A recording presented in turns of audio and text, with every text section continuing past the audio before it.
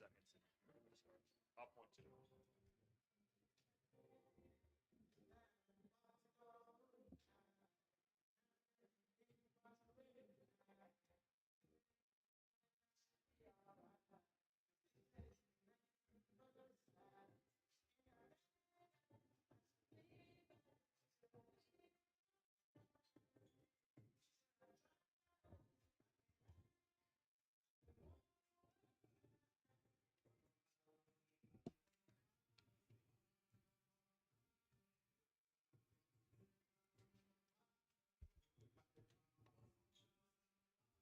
And then they're going to read all the way to here.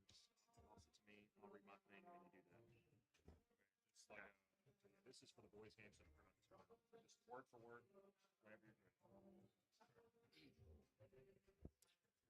Josh Frazier here at the Wildcat Arena, where tonight Oak Ridge welcomes a new opponent to the schedule, the Lady Patriots of Murfreesboro, Oakland.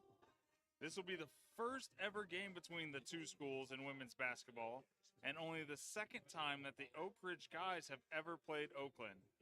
The Lady Wildcats have played Murfreesboro, Riverdale on 3 occasions, including the 2016 state championship game, but no basketball team from the borough has ever played in Oak Ridge. Oakland and Oak Ridge have played in football 6 times. You might wonder why then are they playing tonight? The Oakland boys are coached by former Wildcat assistant coach Dyron Birdwell. Coach Birdwell was assistant under Coach Aaron Green before leaving to take the Siegel head coaching job in 2016. Coach Birdwell left for Crosstown, Oakland in 2016 following a state tournament loss to Oak Ridge. Coach Birdwell was a teacher at Robertsville Middle School before taking the Siegel job. His Patriot team will take the floor following our first game. The Lady Wildcats are trying to bounce back from their Tuesday loss here at home against Cleveland. The Lady Wildcats this season are 1-2 at home with losses to Cleveland and York, with their win coming against rival Powell. The Lady Wildcats are 1-2 in away games and 1-1 on neutral courts. Despite their losing record against a brutal schedule, Oak Ridge has outscored their opponents 409 to 398, and they are hoping to do that tonight against Oakland. Oakland opened up their season with a loss to always powerful Upperman, but then rattled off 4 straight wins against Brentwood Academy, Gallatin, Greenhill, and Beach. They haven't played since last Friday, and in that game they fell at home to Cookeville. Oakland stands at 4-2 on the year. Last season, the Lady Patriots reached the state tournament with their 24-10 record, upsetting Bradley Central in Cleveland 43-41 in the sectional. Oakland lost in the first round of the state tournament to Cookeville. Oak Ridge's next game is on Tuesday here at the Wildcat Arena against Sevier County. Oak Ridge lost to the Barrettes 54-45 back on November 28th in the Dolly Dome in Sevierville. Demetria Strickland led Oak Ridge that night with 14 points. Jenna Johnson added 10 for the Lady Wildcats in the loss. This will be the final pre-Christmas game for the Lady Wildcats, who will be traveling to play in Greenville after Christmas in the Andrew Johnson Bank Ladies Classic. They'll open play on December 28th against the Lady Knights of Thomasdale High School from Chester, Virginia. That will be a 12 noon game from the Hall Hennard Gym. Tonight we have an individual sponsor for these games with Oakland, Mike and Jeff Henderson. Alex has more information about them and their memorial to their brother. Alex? Thank you, Josh. This game is sponsored in the memory of Ron Henderson. Ron had countless accomplishments, including point guard and captain of the 1964-1965 Oak Ridge basketball team, president of the Oak Ridge High School Student Council, member of the National Honor Society, member of the Oak Ridge High School golf team, the Boys Club football Pop Warner All-American, 1969 University of Tennessee Air Force ROTC Wing Commander. Ron was commissioned into the Air Force in December of 1969 and retired in 2000 with the rank of a Major General. Ron was a pilot, mainly flying B-52s for the Strategic Air Command. Ron has 3 children and 6 grandchildren living in Georgia, South Carolina, and Delaware. Ronnie died in 2012 and was buried with honors in Arlington National Cemetery on his 65th birthday. No matter where Ron was in the world, He made sure he got home to Oak Ridge as often as possible and always kept up with the Wildcats. Josh? Thank you, Alex and Jeff and Mike, for sponsoring tonight's game here at the Wildcat Arena.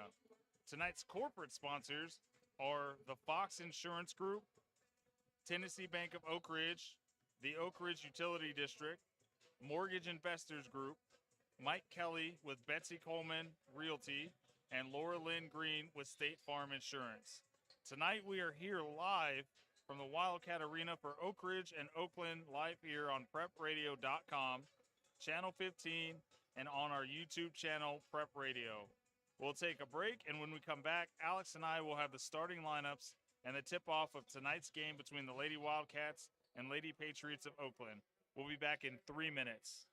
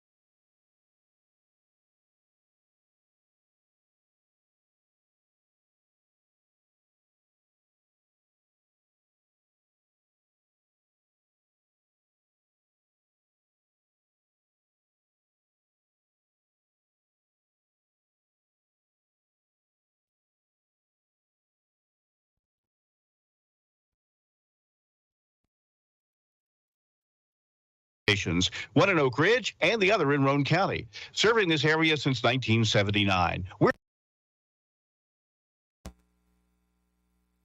Accounting services, call Tracy Larrabee, CPA. Tracy is a 1978 graduate of Oak Ridge High School and can help with business, individual, estate, interest tax accounting services, payroll processing for businesses, small business bookkeeping, tax planning, plus management advisory services. Call Tracy Larrabee, CPA, 425-7736, or stop by 683 Emory Valley Road, Suite B. Tracy Larrabee, CPA. Come in, discover the difference of an independent insurance agency. Fox Insurance Group, Oak Ridge.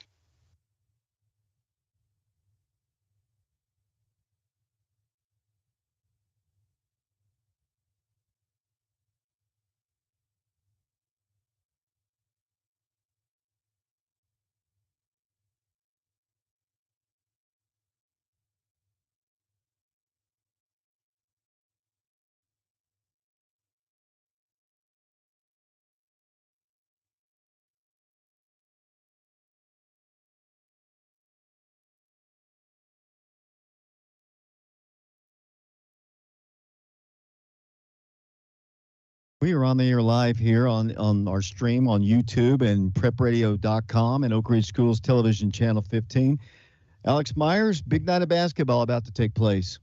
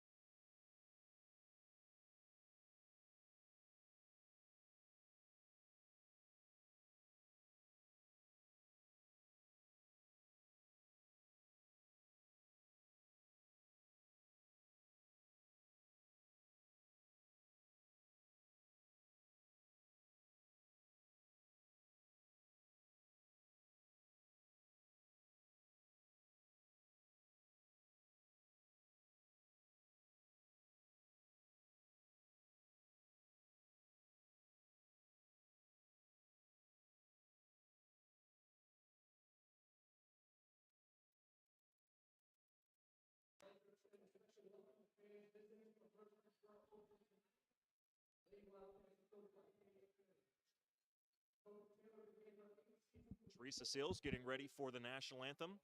We're going to turn the mic on towards the crowd and let you listen in.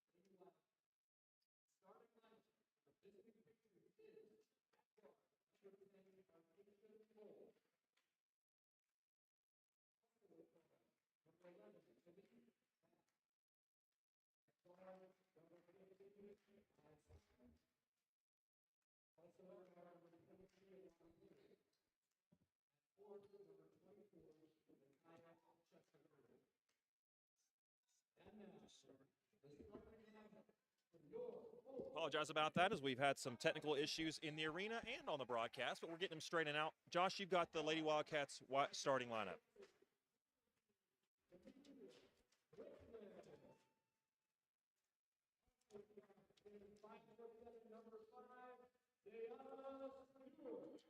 All right, welcome back, guys. We've got, for our starting lineup, number 3, Demetria Strickland. Number 5, Zayana Stewart. Number 10, Ayana Porter. Number 12, Lindsay Cleveland.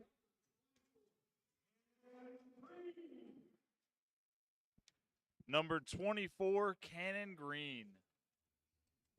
Thank you, Josh. As you guys will just sort of have to be patient with Gavin doing camera, we certainly appreciate him. I'm going to switch seats with him. Got a little bit of a low rider seat and not going to be able to see very well. So, Josh, it's good to be back. I haven't done a game at Wildcat Arena since last year's Clinton game, so certainly always good to be here. Thank you for Dave letting me fill in a little bit. I know his vocal cords probably get, they get worn out at times. I know he does a lot of games, so certainly he's on the broadcast with us tonight, but is sort of taking a little bit of a back seat. Folks are ready, and the tip-off is over to the left side, and it is Oakland with the ball. Oakland moving right to left as we see it from the press box here at Wildcat Arena. Up top the ball goes. They're just sort of rounding, working around the elbow until a girl finally drives in. Left side scoop layup off the backboard, and good.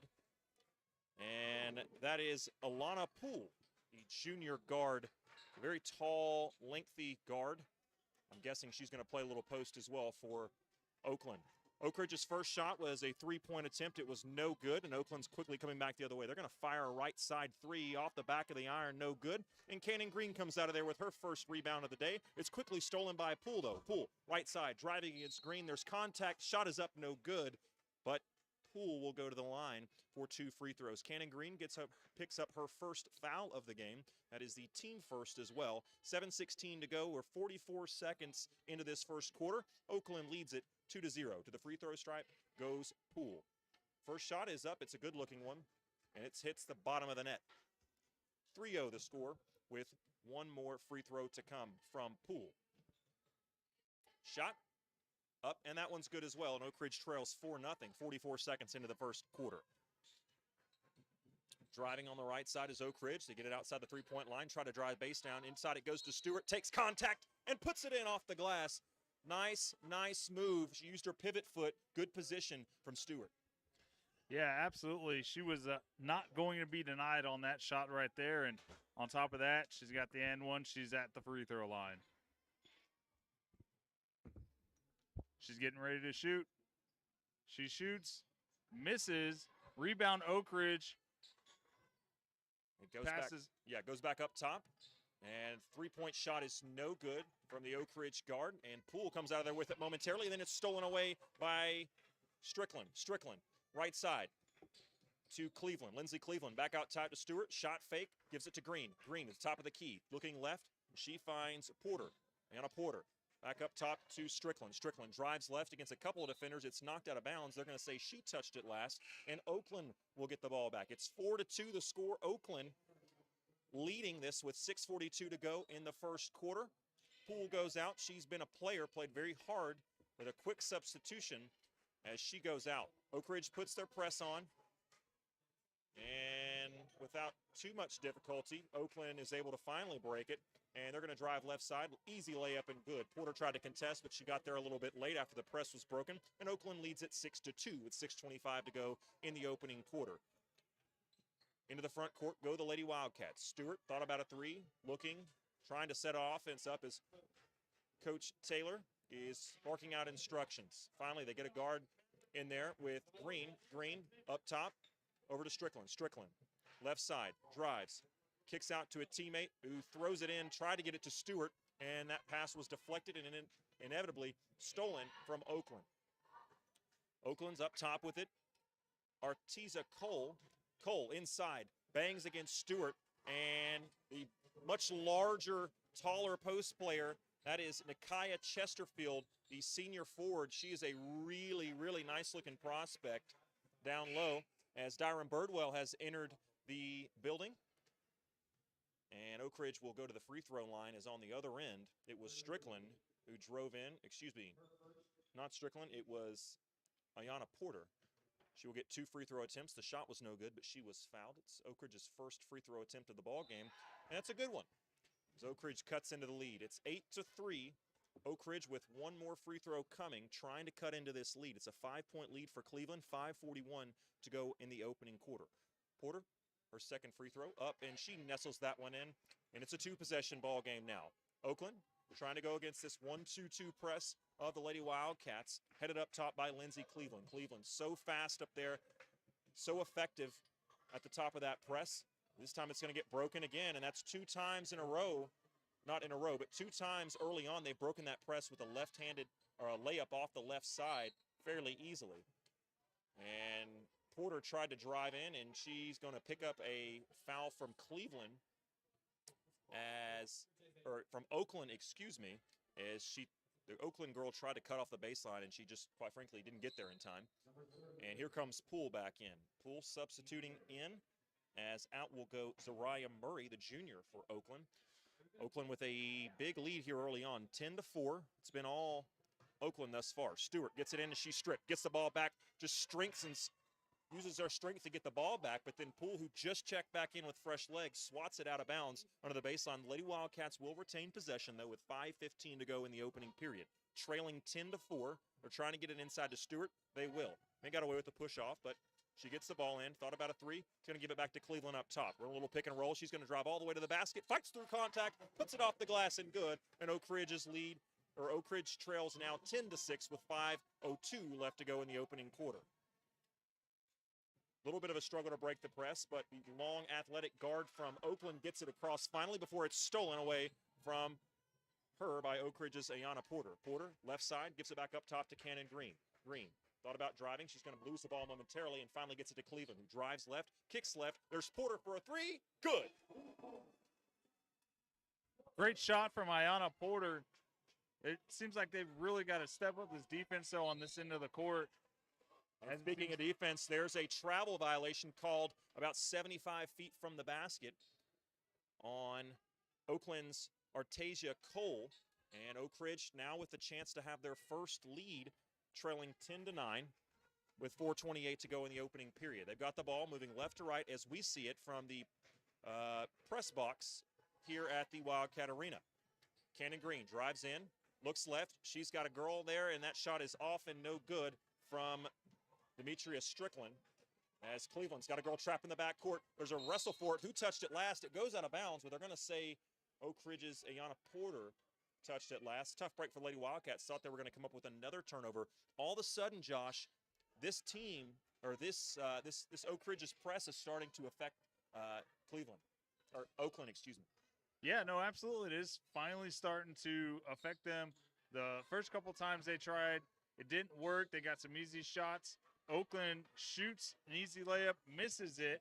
Oak Ridge has got it back, and they're driving down the other end of the court. It's Cleveland up top, left side to Porter. Porter drives past one girl. Nice bounce pass inside to Stewart, who was going to lay the ball up. Had an open look. It was a nice feed, but she got fouled before the shot attempt.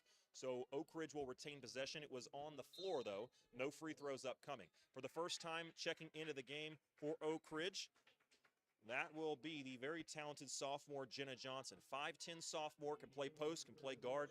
Very, very talented, as they're going to get the ball into her right away. From the baseline, she got it up top. Drive left, gives to Porter. Porter lost the ball momentarily, picks up her dribble. Now she's got to pass it. She does. Finds Green on the right side. Green trying to find Porter, cutting in. Finds Porter. Porter shot up and no good, and they're going to call a foul, I believe, on Jenna Johnson.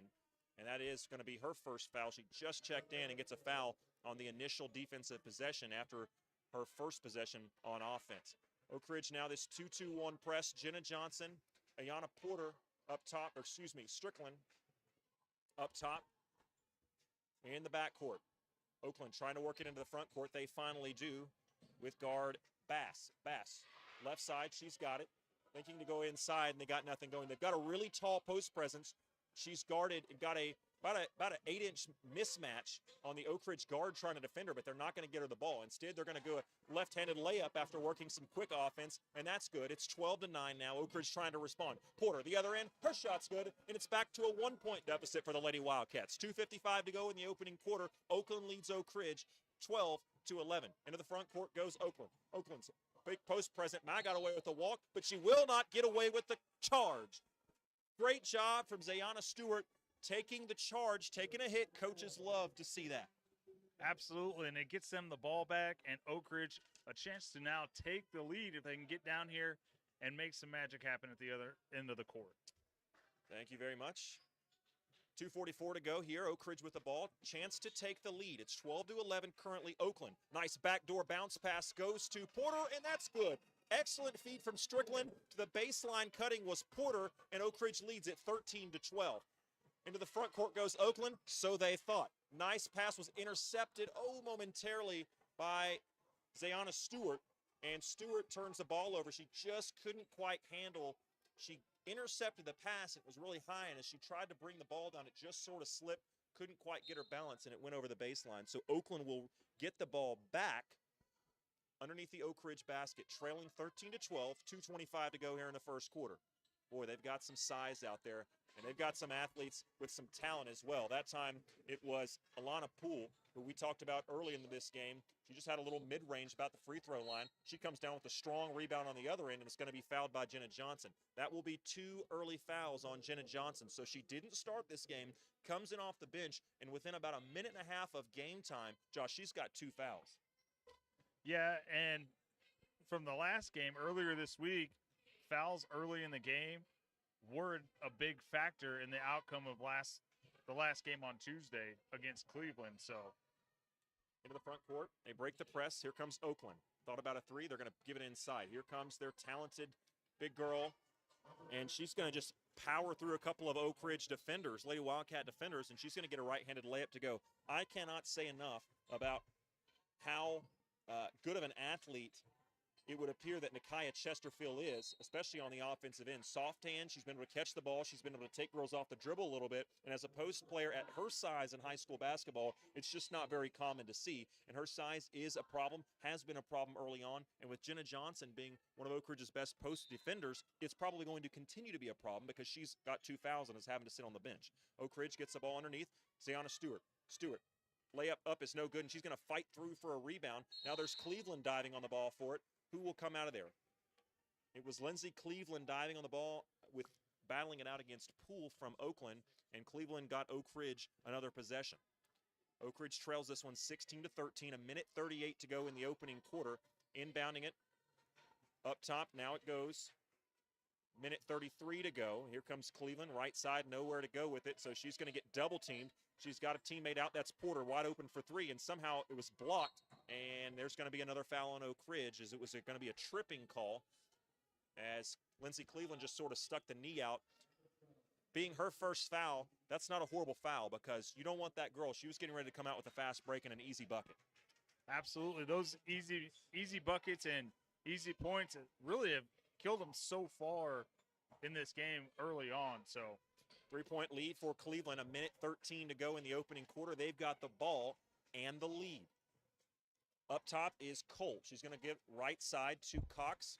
Cox, nothing going there. She's going to give it back to Cole. Cole, left elbow, drives in, gives to Poole. Poole drives, kicks, open 3 for Oakland. And that is off the back iron, no good. And here comes Oak Ridge with it. Don't have the numbers. They're going to try to outrace them. They can't. And so now they're going to have to give it up. Give it up to Porter. Porter, right side. Cleveland, an open 3, off rim, no good. And Oakland comes out of there with it. Talented ball handler now for Oakland, pushes it up front court. She's got an open girl, that's Poole in the front court, and she finds her for an easy layup. The lead is back up to 5 for Oakland here with 32 seconds to go in the opening quarter. And Matt Queener, one of the better officials in the area, is going to stop play. I think maybe there's water on the court or something.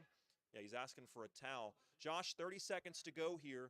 To your Oak Ridge, trailing 18-13. Are you going to just try to settle and get one good shot here, or are you just going to run your offense and see what comes?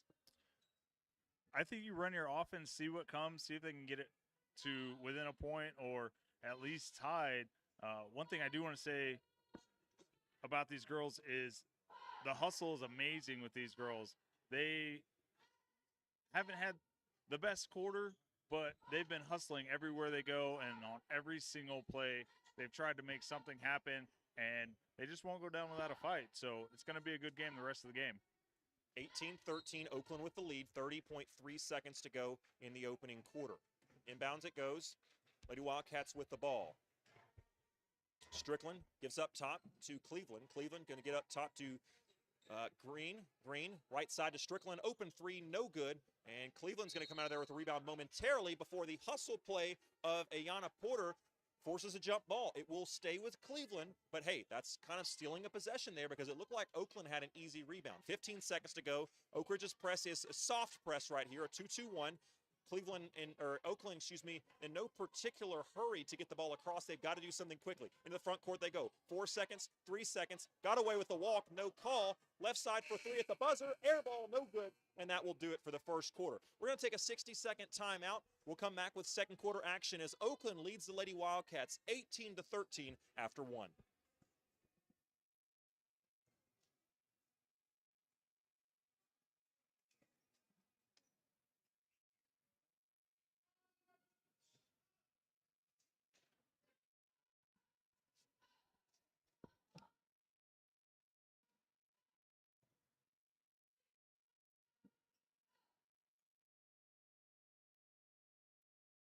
Roll.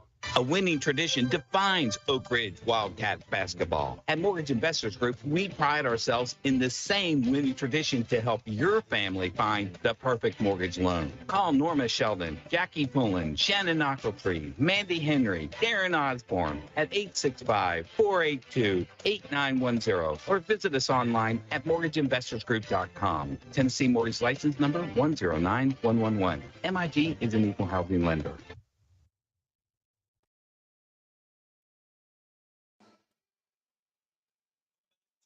Wildcat Arena. I want to thank you so much to Jeff Henderson, Mike Henderson, for sponsoring this ball game in memory of their brother Ronnie. You missed it early in the ball game, right before the game started. We did mention that we are going to have a discussion. David Clary, the voice of the Wildcats, sort of taking a back seat tonight, taking a little bit of a rest vocally, but he will be on the air with us at times throughout the night. One of the more important, probably more interesting times he'll be on the air is he's going to do an interview live at halftime of the boys' game with current athletic director, former head coach of the Wildcats, Joe Gaddis. The reason being, if you haven't heard at this point, Coach Cummings, it was announced, has resigned earlier today. It was announced that. And so he will have an interview with Coach Gaddis at halftime to discuss that. And certainly a lot of fans around the area, probably even fans of other teams in the area, just of high school football in general, certainly will be interested to hear that, to see the latest. Second quarter action underway. Lady Wildcats get it first in their all-white with cardinal stripes on either side of the jersey. Strickland trying to get something going inside, can't. Gives it to Green, thought about a shot. She's going to drive, middle. Nothing going, and she's going to finally find Porter up to the top on the right elbow. Porter drives all the way to the left side. It's going to be blocked by Poole. Poole's going to try to go coast to coast. Good defense by Cleveland. Stops the break. And Oakland is going to have to run their half-court offense now. They've shown the ability to be patient, and that's exactly what they're going to be right here. 50 seconds into this second quarter, Oakland's lead still at 18-13. Up top with it, it's a talented big. And they're going to get it pass intercepted. I think it was deflected. And here comes Porter the other way. 2-on-2 break, and she's going to decide we're going to pull it out, run a little offense. And she finds a cutting teammate, and her shot was blocked as well. Size certainly been a factor early on, Josh. Yeah, that size, it can be killer. And so far, it's caused a lot of block shots and some missed opportunities for Oak Ridge because of that size and that length. And because of that zoom in just a little bit more, Gavin. And because of that size, you see it again. And if you're just listening and not watching the YouTube stream, Nakia Chesterfield is the girl primarily and Poole that are causing the problems. I don't know exactly how tall she is. We don't have that. I would guess, comparing her to some other girls on Oak Ridge's team, she's probably close to 6 feet, give or take an inch or two And, that's going to be an issue because she draws a foul. Paige Taylor has to substitute, makes the decision to sub back into the ball game Jenna Johnson as one of the better post defenders for Oak Ridge, but she's got 2 fouls, so she can't be overly aggressive. Free throws were good. It's a 20-13 lead for Oakland. Johnson with it inside, struggling with that size. She kicks it back out to Cleveland. Cleveland trying to get it back inside to Johnson. They do, and she travels. She just has not looked comfortable all ball game long. Neither end of the ball game, of the floor rather, has she looked comfortable. No, not at all. And I think the size of Oakland and everything is getting to Oak Ridge right now because they can't get anything off in the paint, and that's tough when you can't do that. Porter playing some good defense as here goes against Johnson. They're going to just drive past her baseline, and that reverse layup is good. It's a 9-point lead. Oak Ridge has not scored here nearly 2 minutes into this second quarter. They have not scored in this quarter, I should clarify. Going to try to take a three, I thought. Porter thinks better of it, gets it inside, right side block, Johnson. Johnson, nice swing pass on the left corner to Cannon Green. Green nowhere to go with it, and she's going to get the ball stolen away as she tried to pass it to a teammate. And here comes Oakland back the other way, and that's another easy layup. Oak Ridge is going to have to call a timeout. Boy, not looking good right now for Oak Ridge. Josh, what sort of adjustments would you think that Coach Taylor's going to have to make right here? Because the size is clearly an issue, not just on the offensive end, but on the defensive end as well. Well, I think the biggest way to get a change to happen is you've got to get some more ball movement. That's really how you battle this length and the size of this Oakland team. Get the ball moving. Make them have to adjust and move all over the court because size and length will cause you to not be as fast when you're chasing the ball around the court, and then that should open up some easier high percentage shots up there in the paint. That's the buzzer. That's the horn. The officials are saying, let's play ball. And Oak Ridge certainly needs to do so. They have not scored yet here in this second quarter. It was an 18-13 lead at the start of the second. 2 minutes and 15 seconds into this second quarter, Oakland is on a 6-0 run. It's 24-13, 5:38 to go now as the ball is inbounded. Cleveland, right elbow, nothing to do with it. And she's going to give it off to Strickland. Strickland, left side, it goes Green. She had a chance at a three, but she's going to think better of it, take one dribble in. Nice floater, but that's off the rim, just a little bit short, no good. And here comes Oakland back the other way. Artasia Cole with it, going to get it inside. Ooh, nice bounce pass from their big Chesterfield. Tried to find an open cutting player. The player was there. I don't know if it was a bad pass or maybe just a little bit early. It was a good idea, I'll say that. I guess it wasn't the best of passes or else it would have not gone out of bounds, but it's a turnover nonetheless. Lady Wildcats fan can celebrate that. 5:08 to go here in the second quarter. Oak Ridge nearly gets it stolen, but they have the ball in the front court. It's Jenna Johnson. Johnson drives left side, is going to try to back a girl down, and she's going to kick it out. Here it comes to Zayana Stewart. Stewart, nice footwork. She gets the up and under layup. I thought it was going to go. It does not, but a nice hustle from Strickland. She gets a second chance for the White Lady Wildcats. She's going to drive it left side, pass it to the right side to Stewart, who puts it up.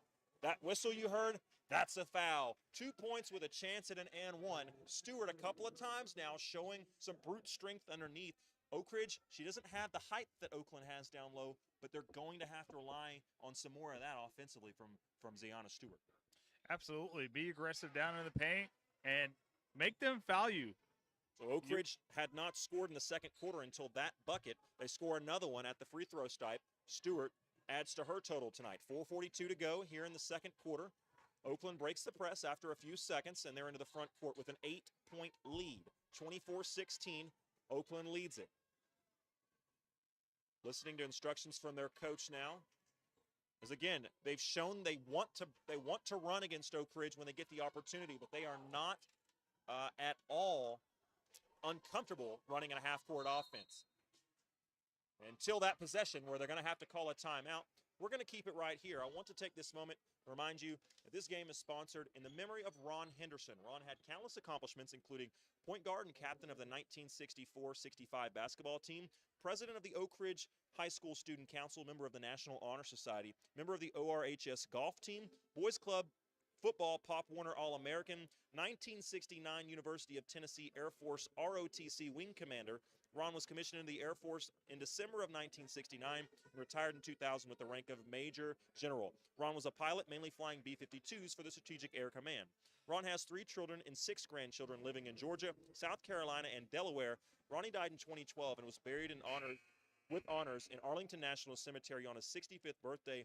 No matter where Ron was in the world, he made sure he got home to Oak Ridge as often as possible and always kept up with the Wildcats. Ron has 2 brothers who would like the listeners to know that although Ron may not have accomplished as much as they did, that would be Jeff and Mike Henderson, they're still proud of him. As the Henderson brothers, certainly always with some humor and some of the biggest Wildcat supporters there are. Certainly appreciate their long-time support, not just tonight's game, but their long-time support of everything David Clary and our crew does here at Prep Radio, making these games happen, or many sponsors like them that help keep us on the air. And Oakland out of the timeout got a good look at the basket. Shot was no good, but they're going to get a second opportunity. Guard with it down low. They're going to kick it back outside now. That's Cox. Elena Cox passes a dangerous pass to the right side, but nearly stolen by Porter. Oakland is going to have the ball still. Inside it goes to Chesterfield, and boy, not bad defense. Some of the better defense from the post play that Oak Ridge has had. They double-teamed her, had hands up. She's just tall enough to go right over him. It was a nice shot from Chesterfield. Oak Ridge back the other way. On the right side, that is off the rim, no good. It was a three-point opportunity that was missed off the iron. Going to get it to Johnson. I thought she was going to take a three. Instead, she's going to drive, kick, and the ball is going to sail out of bounds after that pass went out of bounds, just out of the reaching arms of Lindsey Cleveland. 3:15 to go here in the second quarter. It's a 10-point lead for Oakland as they get the ball in the backcourt. Very, very soft press from Oak Ridge this time, trailing 26-16. While Lady Wildcats have to put together a string of stops off defensively, and Josh, they're going to have to be able to put some stuff together offensively as well. Yeah, absolutely. I mean, you can play great defense, but ultimately, if you're not putting points up on the board at the other end, that defense is for nothing. And then speaking of defense, great hands that time by Zayana Stewart. She's going to drive all the way coast to coast, right-handed layup, good. And she's got 2 more to her total. I don't know the stats off the top of my head, but I would venture to say she's Oak Ridge's leading scorer. She's had a nice second quarter here on both ends of the floor. Oakland, wide open 3 from Poole. That's good. Well, Oak Ridge takes 1 step forward on one end and then 1 step backwards, giving up a wide open 3. They're overly concerned, understandably, about what's going on inside, so they sent the double and left a girl open for the 3. At this point, I think that's probably the right strategy. You're going to have to force them to try to make threes because the inside game, they've proven that they can do that all night long. Miss off the iron from Oak Ridge, and Oakland's running the other way. Jenna Johnson tries to deflect it, may have. It was a layup from the right-handed side, and it was an air ball. Quickly comes the other way, comes the Lady Wildcats. With it was Strickland, over to Porter. Strickland, back. She's going to fire a 3 left side, off back rim, no good. And Chesterfield gets the rebound. And she's going to try to run a little bit of a break here for Oakland. She's double-teamed momentarily, and she's going to have to pass it off. At the top of the key goes Oakland, back to Chesterfield, and now back to Cole. Cole, a senior guard, very, very good ball handler, very comfortable, doesn't really get ahead of herself, doesn't get rushed. And here comes Oakland, another easy 2-point conversion. Just a little simple back cut, and they beat Stewart off of it. And it's just frustrating because as Oak Ridge, you have to respect her. She's shown the ability to work with the ball outside, so you can't, not like some old school bigs, Josh, where you can just let her have the ball. You have to guard her out there, but she's athletic enough to back cut and beat you for a layup, as they just did right there. Air ball from Oak Ridge, sails out of bounds, but they're going to say it was tipped. Cleveland does not like that, I don't think. But certainly I do, cheering for the Lady Wildcats here. It's 31-18. Lady Wildcats trailing with 1:12 to go. 72 seconds before halftime. It would be really nice if Oak Ridge could get a 2 for 1 here, or maybe a 2 for 0. Get a couple of buckets and get a stop. Get yourself back into single digits before halftime. Oak Ridge being patient, trying to set up a set play here as we're under 60 seconds to go here. Oak Ridge trailing 31-18 as Cleveland's drive and shot is blocked in the middle of the court. Nice deflection from Jenna Johnson, and Oak Ridge just got numbers. 3-on-2. Porter's going to take it all the way through some contact, no call, but the shot falls, and it's an 11-point lead for Oakland with 40 seconds to go. Oakland taking their time. If I was them, I would probably want one shot here. Don't let Oak Ridge get too much momentum. If you're Oak Ridge, why not? Try to get a stop, push it, and get one more bucket. That's exactly what we were talking about a moment ago. 25 seconds now left in this first half. Cleveland, talking to their coach, is the point guard. And I think they're going to be satisfied, and I think a wise decision. They're going to run this clock down, and here comes the screen. Ball screen at the top of the key. They're going to just try to beat her off the dribble. Zayana Stewart says, no, ma'am. Oh, and they're going to call a foul. There was some contact there, but some nice initial defense from Zayana Stewart. Here's the thing. It's on the floor. So now with 9 seconds to go, Oakland will inbound the ball. Oak Ridge has no more fouls to give. Next foul, whether it's shooting or not, will send Oakland to the line. 5 seconds, 4 seconds, they get it inside to the big girl who puts it up, off the rim, and good. An all-around good shot as that hit the rim 2 or 3 different times as the very, very tall Chloe Phillips sees some of her first action of the night, and she gets it to go. Boy, this Oakland team, Josh, they are so big inside and so tall. Oak Ridge is not a small team, but they've got no sort of answers early on inside for this Oakland team on either end. Right. Well, see, and with the thing with that is they're tall, they're big, they have size, but you can beat that with speed for Oak Ridge and ball movement. Like I said earlier, make them chase that ball all around the court and get that open shot, that easy high percentage shot, and you'll also wear them out on that end as well, and they won't be able to keep up, and they should be able to negate that size of Oakland.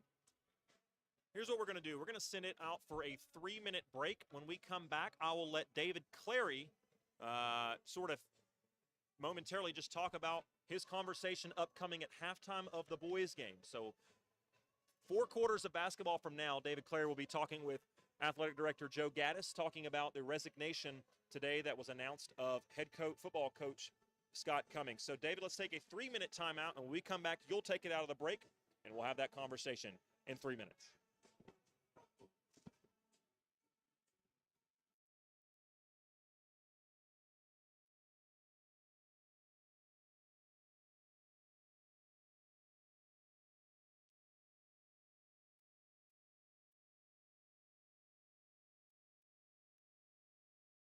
Here's financing. Plus, you can save over $1,000 on your annual utility bills when you switch to natural gas for heating, cooking, and clothes drying.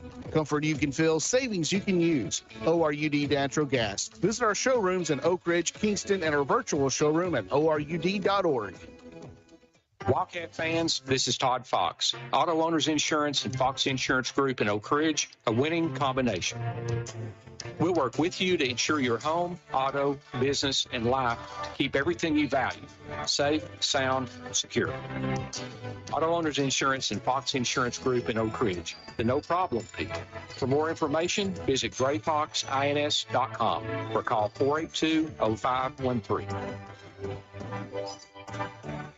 They say that being a coach's wife is hard, but Laura Lynn Green, wife of Oak Ridge head coach Aaron Green, and a local State Farm insurance agent, makes buying insurance easy for you. Auto, homeowners, renters, business, life, health, and much more. Laura Lynn Green's office is located at 136 Marquette Road in Oak Ridge. Give her a call today at 483-5666 or say hello to her courtside at any Oak Ridge High School basketball game. She might be a coach's wife, but she was a Wildcat fan first. For State Farm Insurance, call Laura Lynn Green in Oak Ridge. I'm Mike Kelly with Betsy Coleman Realty. I'm a proud graduate of Oak Ridge High School, class of 1982, and a member of the 1980 State Championship football team. As a lifelong resident of Oak Ridge, I would love to put my knowledge of the area to work for you should you have any real estate needs. You can contact me at 865-919-5559 or at BetsyColemanRealty.com. Thank you, and roll Wildcats roll. Omaha, hike, hike. Hometown football excitement is in the air, and it's sponsored by your hometown bank, 10 Bank. 10 Bank helps build our local community and businesses, which helps create jobs. Bank local, so our community wins. Bank, member FDIC. Mortgage Investors Group at the Oak Ridge office. We love our community and Oak Ridge Wildcat basketball. We pride ourselves in taking the same winning tradition in helping you find the perfect mortgage loan for your family. Ask for Norma Sheldon, Jackie Pullen, Shannon Ochiltree, Mandy Henry, or Darren Osborne at 865-482-8910 or visit us online at mortgageinvestorsgroup.com. Tennessee Mortgage License Number 109111. MIG is an equal housing lender. At Ortho Tennessee Oak Ridge, our staff and our practice are committed to orthopedic excellence in this region. We strive to treat our patients with the respect and understanding they deserve. Our physicians provide service at Methodist Medical Center, Tenova, Roane County Medical Center, and Park West Medical Center to accommodate all your orthopedic needs. Ortho Tennessee Oak Ridge has 2 locations, one in Oak Ridge and the other in Roane County, serving this area since 1979. We're a proud supporter of the Wildcats. For personal, professional, and affordable accounting services, call Tracy Larrabee, CPA. Tracy is a 1978 graduate of Oak Ridge High School and can help with business, individual, estate, interest tax accounting services, payroll processing for businesses, small business bookkeeping, tax planning, plus management advisory services. Call Tracy Larrabee, CPA, 425-7736, or stop by 683 Emory Valley Road, Suite B. Tracy Larrabee, CPA. Come in, discover the difference of an independent insurance agency. Fox Insurance Group, Oak Ridge.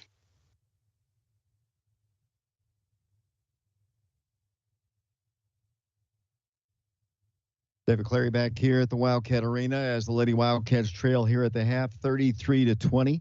That is our score. And, of course, people heard the news today that Coach Scott Cummings, in only his first year as the head coach of the Wildcats, resigned his position as the head coach of the Wildcats after 1 year, after guiding the Wildcats to a third-round playoff appearance. And after 1 year, he will be moving on. And I'll be speaking to the head coach of the Oak Ridge High School Wildcats for 20 years, Coach Joe Gaddis. He is the athletic director, obviously, at Oak Ridge High School now. And we'll be talking about what's going to move forward to get a new head coach in place, and that'll be coming up at halftime of the boys' game. We'll hope you'll join us for that. So Coach Gaddis will be up here to talk to me at halftime of the boys' game, and we'll talk about, I guess, the football program moving forward and about the events of today. I'm going to send it back to Alex once again, and he will get us ready for the second half. Alex?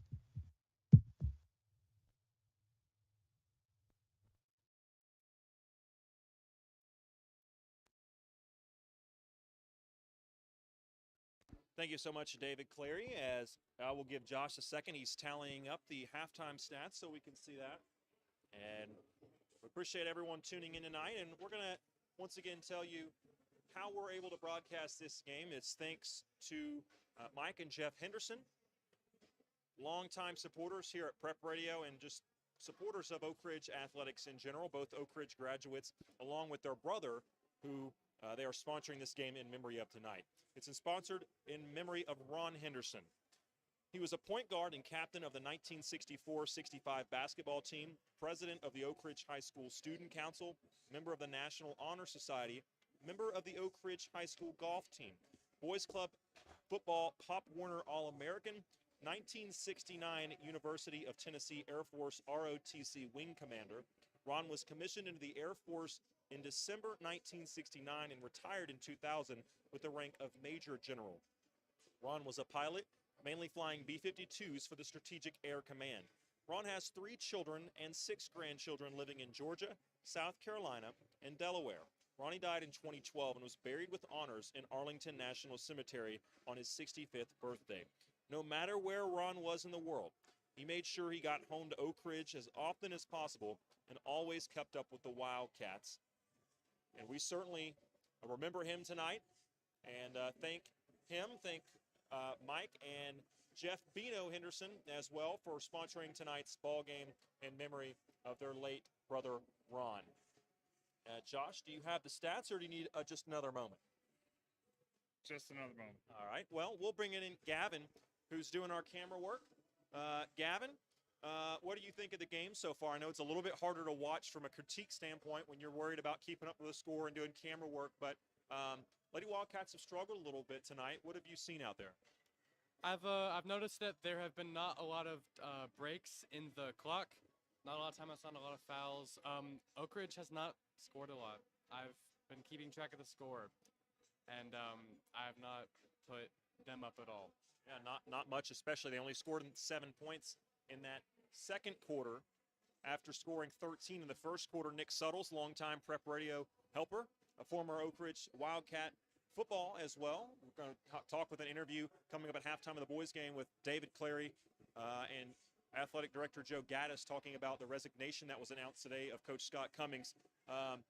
You were here, Nick, talking about this boys game coming up in a couple of quarters. You were here when Dyron Birdwell was an assistant. You think about those Shaquan Gibson, those T. Higgins, Javante G., those talented teams, E.J. Bush. It's too many to name. I'm going to forget some, and I don't want to be disrespectful because those teams were so deep, so talented. It's nice to see Coach Birdwell back here, isn't it? Yeah, it is. He's a good guy. He's a good coach.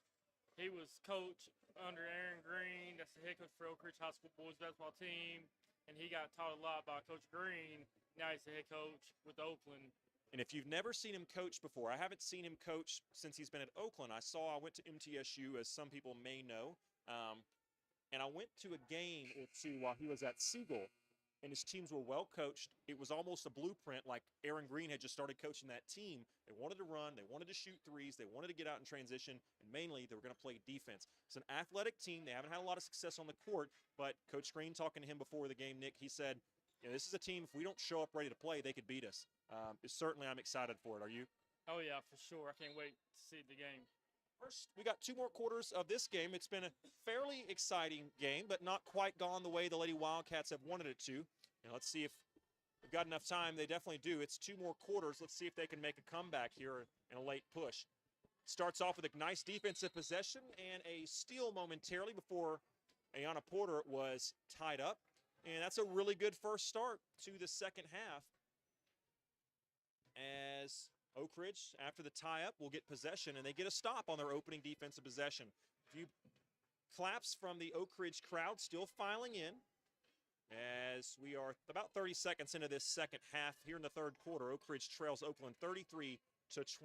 Up top it goes to Cannon Green. Cannon Green, I don't think, she's only attempted 1 shot tonight so far. And Oak Ridge, wow, they got away with the double dribble there, but hey, we'll take it. Stewart inside with it, spinning, turning, churning, and she's going to kick out. Right side it goes to Porter. Porter, mid-range shot looked good, but it rattles out. And Oakland's going to come out of there with it. May got away with the carry, but they're not going to call it, so we're going to keep play. Here comes a 3 from the talented big Chesterfield, and her shot is off back rim, no good. And here comes Oak Ridge, 33-20. That's the deficit for the Lady Wildcats here, a minute or so into the third quarter. Porter drives, shot up off the bottom of the rim, no good. It was a underhanded layup attempt, but you heard the whistle. Porter will go to the line for 2. Ayanna Porter, as have all the Wildcats, at times this evening have looked uncomfortable with the size of Oakland, but she's really been impressive, played really under control. And although some of her shots that she's taken haven't gone in, she's had good shot selection. And that's a good shot from the free throw line. The first point for either team here in this second half, as I think Josh is caught up on the scores, but we'll just let you do it at the end of the game now. Who's the leading scorer for the Lady Wildcats, though? Right now it looks like Ayanna Porter is the leading scorer for the Oak Ridge Wildcats. And add 2 tallies as she hit both of those free throws. It's a 11-point game now. Oak Ridge's largest deficit was 13 as they went to half. It's down to 11. With a stop here in a bucket, they could make it a single-digit game. It's going to be tough, though. Poole, talented big, spins, turns, and gets the right-handed shot over that left shoulder just about 4 feet away from the basket. That's easy money for their post players. Here comes a 3 from Porter. Porter off front rim, rattles around and falls out, no good. And a nice stop tying up the ball is a Lindsey Cleveland, about 90 feet from the basket. Got to be careful, don't want to foul there, but she gets a jump ball. Oak Ridge got the last one, so Oakland will retain possession here with 6:20 to go in the third quarter. 35-22 the lead for Oakland. This is a very, very good Oakland team. I haven't seen a lot of girls basketball this year in this area, but comparing them to years in the past, Middle Tennessee usually has a plethora of really, really strong competitive girls basketball teams with a lot of athletes. This team looks just like a blueprint of that and looks like a team that's probably going to, I would imagine, be more talented and better than most teams in this area. Oakland's shot is no good on one end, and Oak Ridge raced the other end. Nice pass. Got it to Ayanna Porter off the right side. Her layup is good. 5:45 to go here in the third quarter.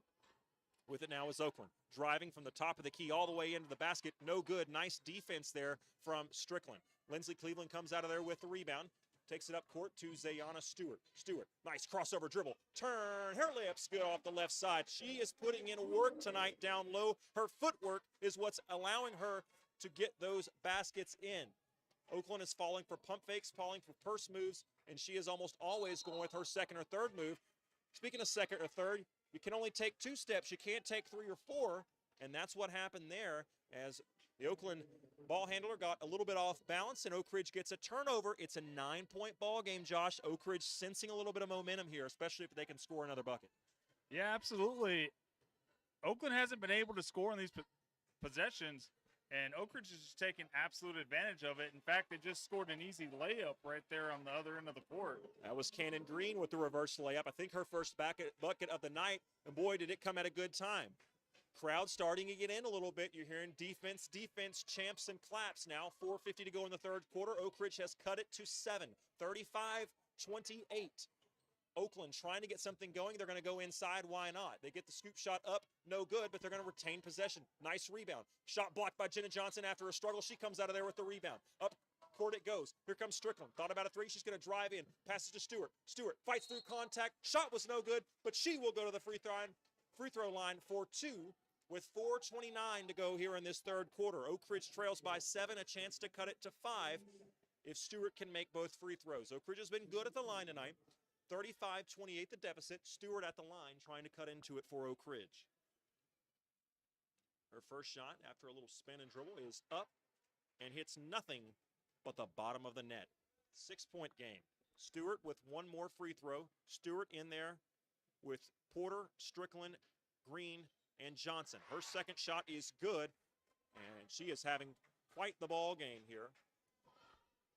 Zayana Stewart and Ayanna Porter both having very, very nice ball games on the offensive end, especially for Oak Ridge. 5-point ball game with 4:19 to go in the third quarter. Oakland with it, moving left to right. Off a screen up top, they get a wide open 3 off front rim, no good. And who comes out of there with her? Ayanna Porter. Porter up top to Green. Green loses it momentarily, retains possession. She's going to be triple teamed and pass it out back up on the right elbow to a guard. Get it inside to Stewart. Stewart fighting against 2 girls, fights through a girl. No foul off the contact, but she's just going to get her own rebound and go. She gets the bucket to go. Oakland's coach did not like that. She is not happy with the no call.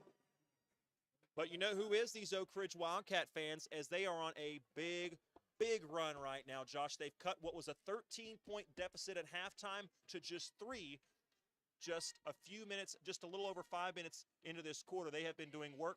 Boy, Paige Taylor made some adjustments at halftime, didn't she? Yeah, she definitely did. And it seems like Oakland can't buy a bucket right now.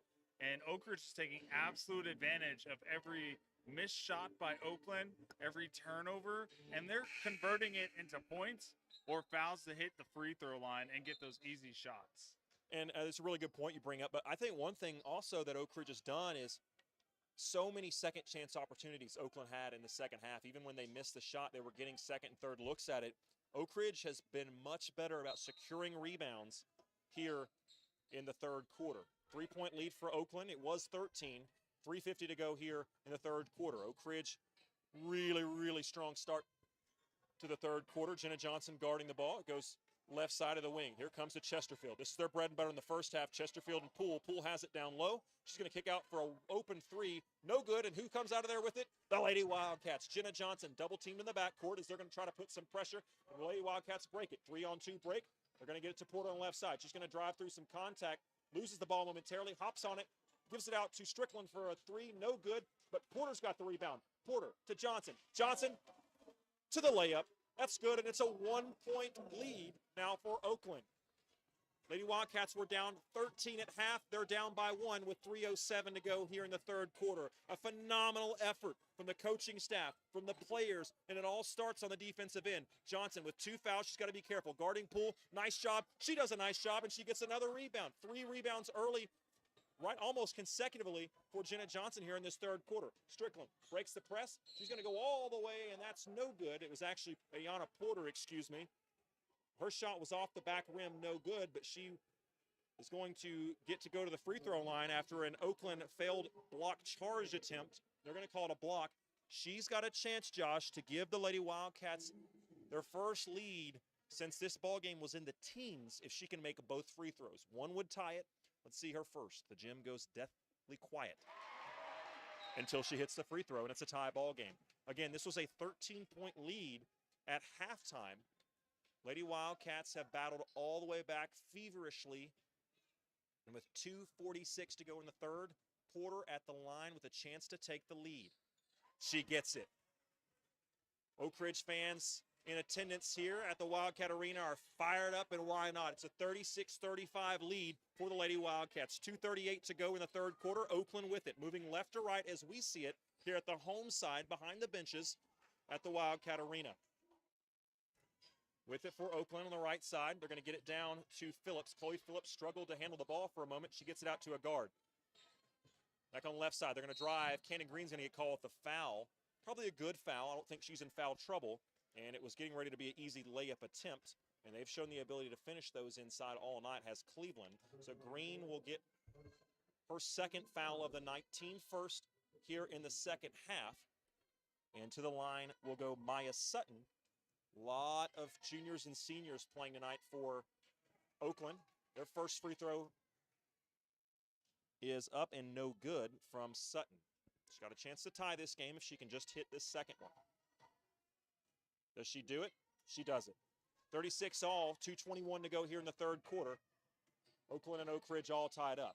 Deflected momentarily after Oak Ridge broke the press, and up top it goes to Zayana Stewart. Stewart driving against 2 girls, nothing going. Now it goes back up top of the key to Jenna Johnson. Johnson fights through some contact, but missed the layup. It was a little bit short as Oakland's going to turn it over. Momentarily, Oak Ridge turns it over. There's a scramble for the ball in the front court. Who has it? Oak Ridge has it. Jenna Johnson. Right side, she gets hammered underneath the basket. Shot was no good on the layup attempt from the left side, but she'll go to the free throw line. Oak Ridge has been really good at their free throws in this, all throughout this ball game. There's a girl laying down in pain for Oakland, and we're going to keep it right here. I don't know how long she's going to be on. We hope that she's okay, but Josh, Oak Ridge cannot say enough about how different this team looks on the defensive end here in the second half compared to what we saw in the first half. Right. The defense has been absolutely stellar in this second half. And honestly, Oak Ridge, they've looked outstanding in every aspect of this game coming out in the second half. It seems like they're more comfortable in the second half. Like the size and length of this Oakland team, it had them rattled in the beginning of the game, but they seem to have gotten comfortable with it. And now they're taking advantage of it with speed, ball movement, and they're getting those easy shots and those rebounds, and of course, the easy points, those free throws, they're hitting every single one of them so far. A girl for Oakland is Poole, who appears to have been shaken up. Trainer for the Wildcats, Brian Leffler, former Wildcat baseball and football player out there helping her, and thankfully I think it looks like she's okay, but certainly in some pain. There was a scramble for the ball, and some girls were diving on the ground. I didn't see exactly what happened because the ball sort of squirted out, and I followed the ball. But after the play was over, obviously it was stopped for the injury. Take a moment to remind you this game is sponsored in the memory of Ron Henderson. Ron had countless accomplishments, including point guard, captain of the 1964-65 basketball team, president of the Oak Ridge High School Student Council, member of the National Honor Society, member of the Oak Ridge High School golf team, Boys Club Football Pop Warner All-American, 1969 University of Tennessee Air Force ROTC Wing Commander. Ron was commissioned into the Air Force in December 1969 and retired in 2000 with the rank of Major General. Ron was a pilot, mainly flying B-52s for the Strategic Air Command. Ron has 3 children and 6 grandchildren living in Georgia, South Carolina, and Delaware. Ronnie died in 2012 and was buried with honors in Arlington National Cemetery on his 65th birthday. No matter where Ron was in the world, he made sure he got home to Oak Ridge as often as possible and always kept up with the Wildcats. Ron has 2 brothers who would like the listeners to know that although Ron may not have accomplished as much as they did, they're still proud of him.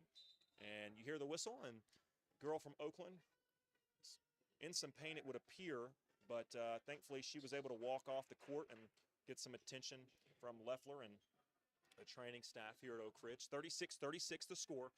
If you're just tuning in, this has been a total Jekyll and Hyde performance from the Lady Wildcats. They were down 13 points at half, had no answers defensively, were all in foul trouble, all out of sorts on the offensive end. We're down by 13 at the half. They have stormed back, taken the lead at one point here in the third quarter. It's now tied 36-36, and they now take the lead back. 37-36 on the front end of the first of the 2 free throws for Jenna Johnson. She was fouled on a break by Phillips. She hits the first, gives Oak Ridge a 1-point lead. Can she give them a 2-point lead? She doesn't, but Oak Ridge leads it. She goes 1 of 2 from the free throw line. 1:51 to go here in the third quarter. Oak Ridge with a 37-36 lead over a very, very strong, very tall, very athletic, and very disciplined Oakland basketball team here. Speaking of discipline, she got Jenna Johnson, did Chesterfield in the post. She got Jenna Johnson to jump on the up fake, and she just sort of pivoted like Zayana Stewart has many times and kind of went up and under her, got contact from Jenna Johnson, who picked up 2 quick fouls in the first quarter, and now she's got 3. So that's something to watch now as Jenna Johnson has 3 personal fouls. Oak Ridge with 2 fouls as a team here in the second half. The free throw from Chesterfield was up and no good. No, just a little bit late on the scoreboard. It was good. As a second one as well. Chesterfield is a really, really nice player in the post for Oakland. Does a lot of things well for them. A good passing player as well, even though she's a post, and play out and comfortable on the wing. Here comes a 3 attempt, deep 3 from Strickland. It was off the front and no good. She probably could have taken another step up and was still been wide open. Oak Ridge trailing by 1, 1:21 to go here in the third quarter. Oakland with it, moving left to right. Here in the Oak Ridge cheerleaders trying to get the crowd going here. A little bit of a late arriving crowd on this cold December Friday night. Phillips with it up top for Oakland. Gives it to Cox. Cox and back into Phillips. He tried to get it to her momentarily, but it couldn't hang on to it. And come out of there came Ayanna Porter with the basketball. Porter driving 1-on-4. Nice kick past wide open Strickland off the back rim. No good. She just had a lot of open looks, a lot of good looks. She just hadn't been able to get them to fall tonight. Here comes Oakland racing back the other way. Right side it goes to Cox. Back up to Chesterfield. Chesterfield swings it around the left side, an open layup for Oakland from Maya Sutton. Oakland's lead back up to 3 now. 35 seconds to go here in the third quarter. Oakland leading 40-37. Stewart over to Strickland. Right corner 3 off the back iron, no good. It's like it's a magnet for that back iron. She's hitting. All her threes seem to be missing in the exact same way, just a little bit to the right and back off the back iron. Quickly, Oakland comes down, and they've got a 2-for-1 opportunity there as they scored quickly on the other end with Chesterfield on a right side layup. Zayana Stewart tried to drive with it from the 3-point line outside the arc, and she's going to move a little bit too quickly there as she didn't dribble the ball, and they're going to call her with the travel. 42-37, it's back up to a 5-point lead for Oakland, and they can extend that lead here with 11.8 seconds to go in the third quarter as inbounding it from three-quarters court is Oakland. They get it to Chesterfield. Chesterfield right side. They got to be aware of the time. 5 seconds left, 4 seconds, 3 seconds, and it's tipped out of bounds. Nice defense from Jenna Johnson. Good job not fouling. 3.8 seconds to go in the third quarter. Oakland up by 5. Inbounding the ball underneath the Lady Wildcats basketball basket. It goes into Chesterfield. Chesterfield against Stewart. Help from Strickland.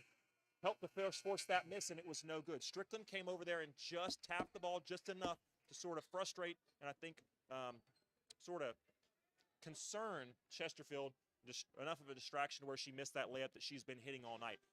42-37, we're going to take a 60-second timeout.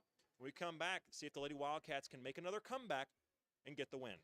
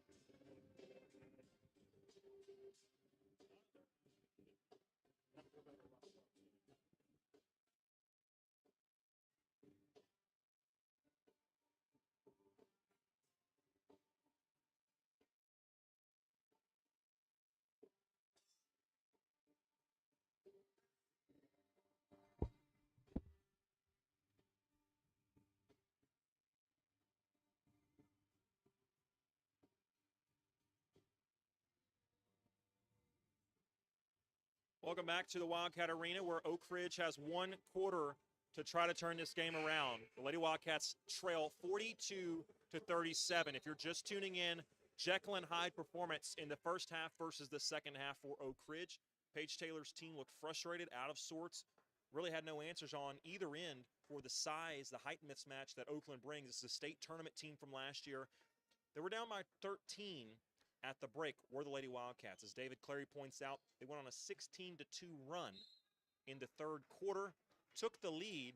Oakland regained it at the end with a strong finish in the last minute or so, and that's how we got here. Oak Ridge trailing 42-37 as we get underway in the fourth quarter with the ball. Moving right to left in their all-white uniforms, Cardinal stripes. Stewart shots no good. Jenna Johnson another rebound. She has been hounding the boards here in the third quarter specifically. Lindsay, Cleveland down to Johnson. Back to Cleveland, and Lindsay's going to give it back up top to Ayana Porter. Working against this, looks like a 1-3-1.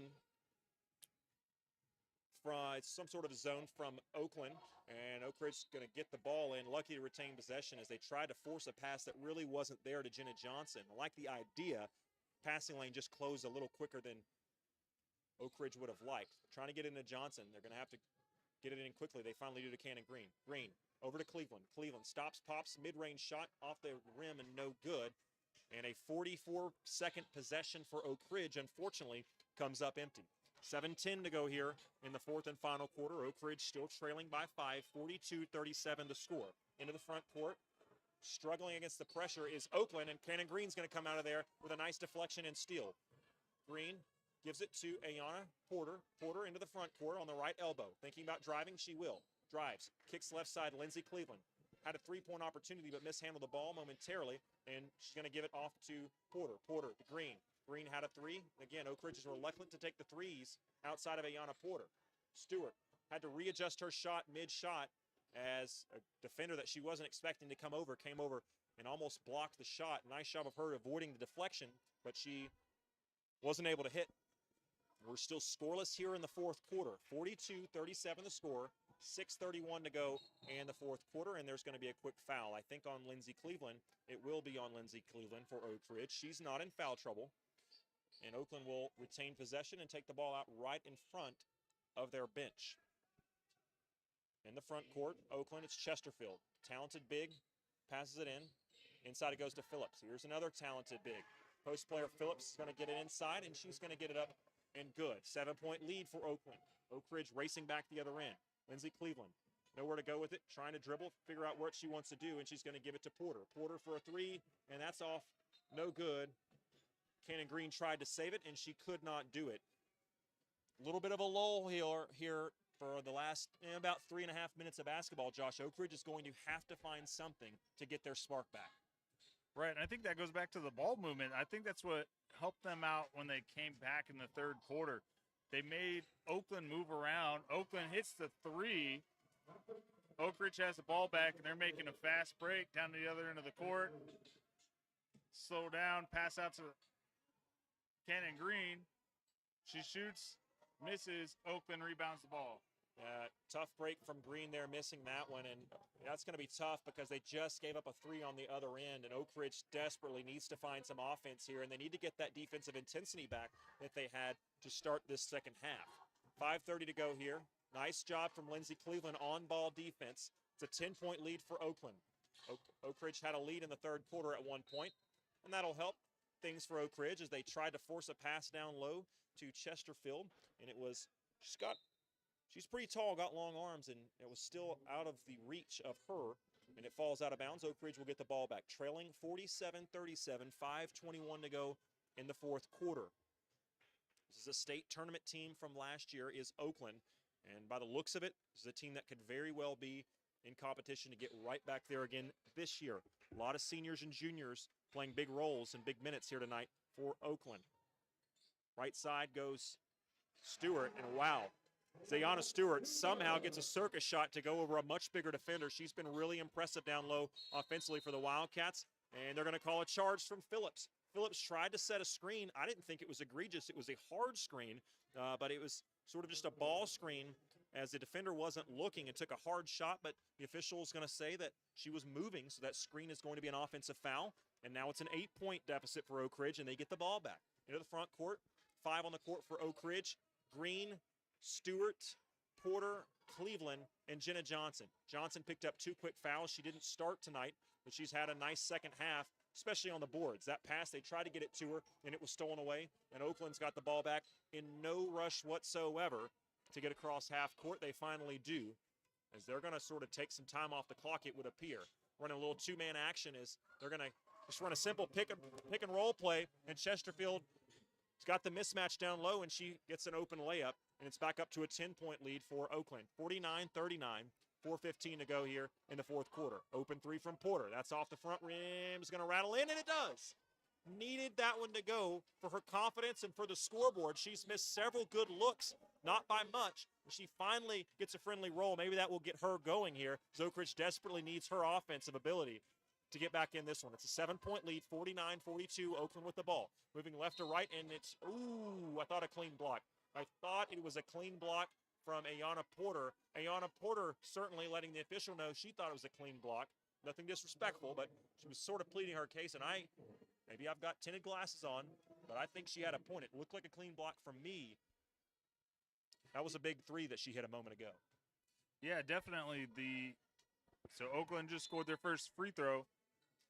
That 3 was definitely a big one for Porter. It brings her confidence up, and hopefully it'll get the confidence up of the rest of the team for Oak Ridge, and they can make something happen on the offensive side of this game. Oakland hits the second free throw, making it 51-42. 3:50 to play. Thank you, Josh. As Oak Ridge works it into Stewart. Stewart going to be tied up with the ball out of there. She's not happy. It's a little bit of tension down low as those two girls have been battling all night long, and both players have got the better of the other one several times. And the jump ball, unfortunately for Oak Ridge, the possession arrow is going to be pointing towards Oakland. So they get the ball back up by 9, 3:42 to play. Oak Ridge is still in this game. They've got a chance to win it, but as the ball was deflected out of bounds, Oakland will get it back in the front court. If Oak Ridge is going to make a comeback at this one, Josh, they need to get going now. Absolutely. Get those hustle plays in and keep fighting for the ball. Don't give Oakland any easy shots or easy points, free throws. That'll just extend the lead or keep it at the same, and they'll be playing catch-up until the end of the fourth quarter. And we got a little bit of a break here as Oak Ridge's Paige Taylor. Coach Taylor wants to call a timeout. And, Josh, I'll let you take a sip of water. I know you're trying to get a little bit hydrated there, but I'll ask you, what does Oak Ridge need to do as the color commentator here? What do they need to do here in the last 3:40? Obviously, they've got to score and get stops, but what's the path for them to get back in this game because they don't have much time? Well, I think the big one they need to work on is not turning the ball over and working on that passing game, because a lot of those turnovers that they've had have been from intercepted passes on Oakland's part, and then they start the fast break. So good passing, secure the ball, move the ball to negate their size and length, and then you'll get those high-quality, high-percentage shots to eventually bring you back to win this ball game. Thank you very much. 3:38 to go here in the fourth and final period. Oakland leads Oak Ridge 51-42. We're just now tuning in. It's been a game of runs. Oak Ridge was pretty much out of the game at halftime, it would appear, down by 13, and they had no answers, it didn't look like. Till Coach Taylor took this team to the locker room, they came out with a different plan, or at least a different intensity. That's for sure. They came out, went on a 16-2 run, according to our expert statistician in from our case tonight, David Clary, and executive producer of tonight's broadcast. 16-2 run. Oak Ridge took the lead. Then late in the third quarter, Oakland took the lead back, and it's been all Oakland since then. 3:38 to go, and just after the ball's inbounded, they're going to get Oak Ridge with a blocking foul, and that's going to be Lindsey Cleveland. She's shaking her head, doesn't like that one. Not the most egregious call I've ever seen, but it was called. And Oak Ridge has got it. Oakland had an open shot, but I think clearly they've got some instructions that they want to run some clock. Remember, no shot clock in high school basketball. So theoretically, Oakland doesn't have to take another shot. I'm sure they will. It's 3:29's a lot of time left to just kind of dribble the ball and run the timeout. Here comes a steal. They threw it in, and Lindsey Cleveland got the steal and was immediately fouled by Maya Sutton. Sutton's made some nice plays offensively in the second half, excuse me. But she fouled defensively there, and Oak Ridge, the next time Oakland fouls, as long as it's not a charging foul, it will send Oak Ridge to the free throw line. I think Oak Ridge, if you're Coach Taylor, you want to be aggressive here, because if you could get to the free throw line and score without time running off the clock, that would be optimal. Porter hit a three a moment ago, took one then at the top of the right elbow, and that was short again, no good. Here comes Oakland. They break the Oak Ridge press. They get it inside and low, and here comes a nice steal. Porter and Jenna Johnson combined for the steal on that one. Porter comes racing back the other way. Up and under, right-handed layup, good. And here come the Wildcats, a 7-point deficit now with 2:55 to play. Oakland, all 5 players in the backcourt. They don't really have an organized press break on right now. Somehow they're going to find a girl way up court. It wasn't really organized, but Oak Ridge lost probably the best player on the court in Chesterfield, and she gets the lead back up to 9. Jenna Johnson pointing at her chest saying, my bad, I think. 2:35 to go here in the third quarter. Green, left elbow for a three, off the back rim, no good. Oak Ridge with the rebound. Porter, shortest girl on the court, getting another rebound. She's a really nice, tough player for the Wildcats. There's another nice, tough player, Zayana Stewart. She's going to get the rebound, or the pass off the rebound, and takes it in for a left-handed layup. It was good, and then just off the inbound, there was an immediate foul from Oak Ridge. Oak Ridge with 5 team fouls, 2 away from being in the bonus. Cleveland with 6. So the next time Cleveland fouls, Oak Ridge will go to the line for 1-1. 2-2-2 remaining here in the fourth and final quarter. Oak Ridge trailing 53-46. Oakland with the ball in the backcourt, 90 feet from the basket. Picks up her dribble. That's not good, and she nearly threw it out of bounds, but Oakland retains possession and gets control of things. Back at the top of the key, here's Sutton. Sutton facing up against Cannon Green, who's putting some nice ball pressure. The count is on. It's not broken until just now, and here comes a steal. Nice job from Cannon Green, really good possession. Here comes all the way back the other end, Jenna Johnson. She's hammered by Chesterfield. Shot was blocked out of bounds after the contact, but Jenna Johnson will get an opportunity to score at the free throw line. 1:57 to go here in the fourth quarter. Lady Wildcats trailing 53-46. So if my poor math skills are correct, that's a 7-point deficit, and it will remain that way as Johnson misses the first of 2. You've got to hit your free throws if you're the Lady Wildcats when you get opportunities at this point in the game. Absolutely. Those are easy points. They're gimme points. You don't have to worry about getting defended at. And it looks like Jenna Johnson scored her second free throw, but you got to hit those free throws. And she goes 1 for 2, hitting the second one. It allows Oak Ridge to set up their press, which is effective. They get a steal. Porter, right side, Green, 3, good! 3-point game with 1:42 to go. Clock is ticking, and Oakland's going to call a timeout. We're going to keep it right here. Cannon Green has not taken many shots. Not scored much. May have only had 2 or 4 points. She's only hit 1 or 2 baskets. I think she only had 2 points. Now she has 5. She hits one of the biggest shots of the ball game. Boy, the electricity just shot through the roof when that ball went in. Yeah, it sure did. This whole arena just erupted. And that was one of the biggest shots, if not the biggest shot of the game so far. And it puts Oak Ridge right back in this game. 3-point deficit, very winnable game. They just got to play some solid defense, avoid turnovers, possibly even create a turnover against Oakland, and they're still right back in this game. It's not over. Basketball is a game of runs. This one has been one extremely made up of runs. 1:40 to go. 100 seconds exactly remain in this fourth quarter. Lady Wildcats, as Journey plays in the background, trail 53-50. Foul situation is this. Oakland has 7. The Lady Wildcats are in the 1-1 bonus. Lady Wildcats have fouled 6 times, so the next time they foul, Oakland will be in the bonus. Oakland inbounding it 94 feet away underneath the Lady Wildcats basket. Or underneath their own basket, excuse me. Can they break this press? Not easily. Ooh, ball rolls out of bounds. Oak Ridge fans don't like it. I truly think it's the right call. Not a popular call here late in the game. Matt Queener was right there. I think it was the right call, as Oakland will retain possession right at the half-court stripe. They get it in the backcourt. 10-second count is on. Oak Ridge can't get called for a foul here. Nearly steal it away, and they're going to get called with the foul. Yeah. I think Oak Ridge wanted a flop. That was a foul. That was a foul. Yeah, the right call is not always the popular call. That's for sure. I've learned that in sports in general, not just basketball. 53-50. Oak Ridge trails by 3. It's a one-possession game now. Into the 1-and-1 goes Oakland. First shot. Ooh, I thought it was going to rattle out, and it goes in. It hit the front of the rim. Found a way to go in. So it's back up to a 2-possession game now. 4-point lead with 1 free throw upcoming from Oakland. You cannot allow an offensive rebound here. And the Lady Wildcats allow just that. Phillips had it momentarily. She stepped out of bounds. There was a tie-up, I thought, but before the tie-up, Phillips had her foot on the out-of-bounds line. Excellent, excellent call by the official, who was right there on top of it. 54-50. Lady Wildcats trail with 1:25 to go in the fourth quarter. Into the front court, they have it. They don't have to rush here, but they need a bucket on this possession, down by 4.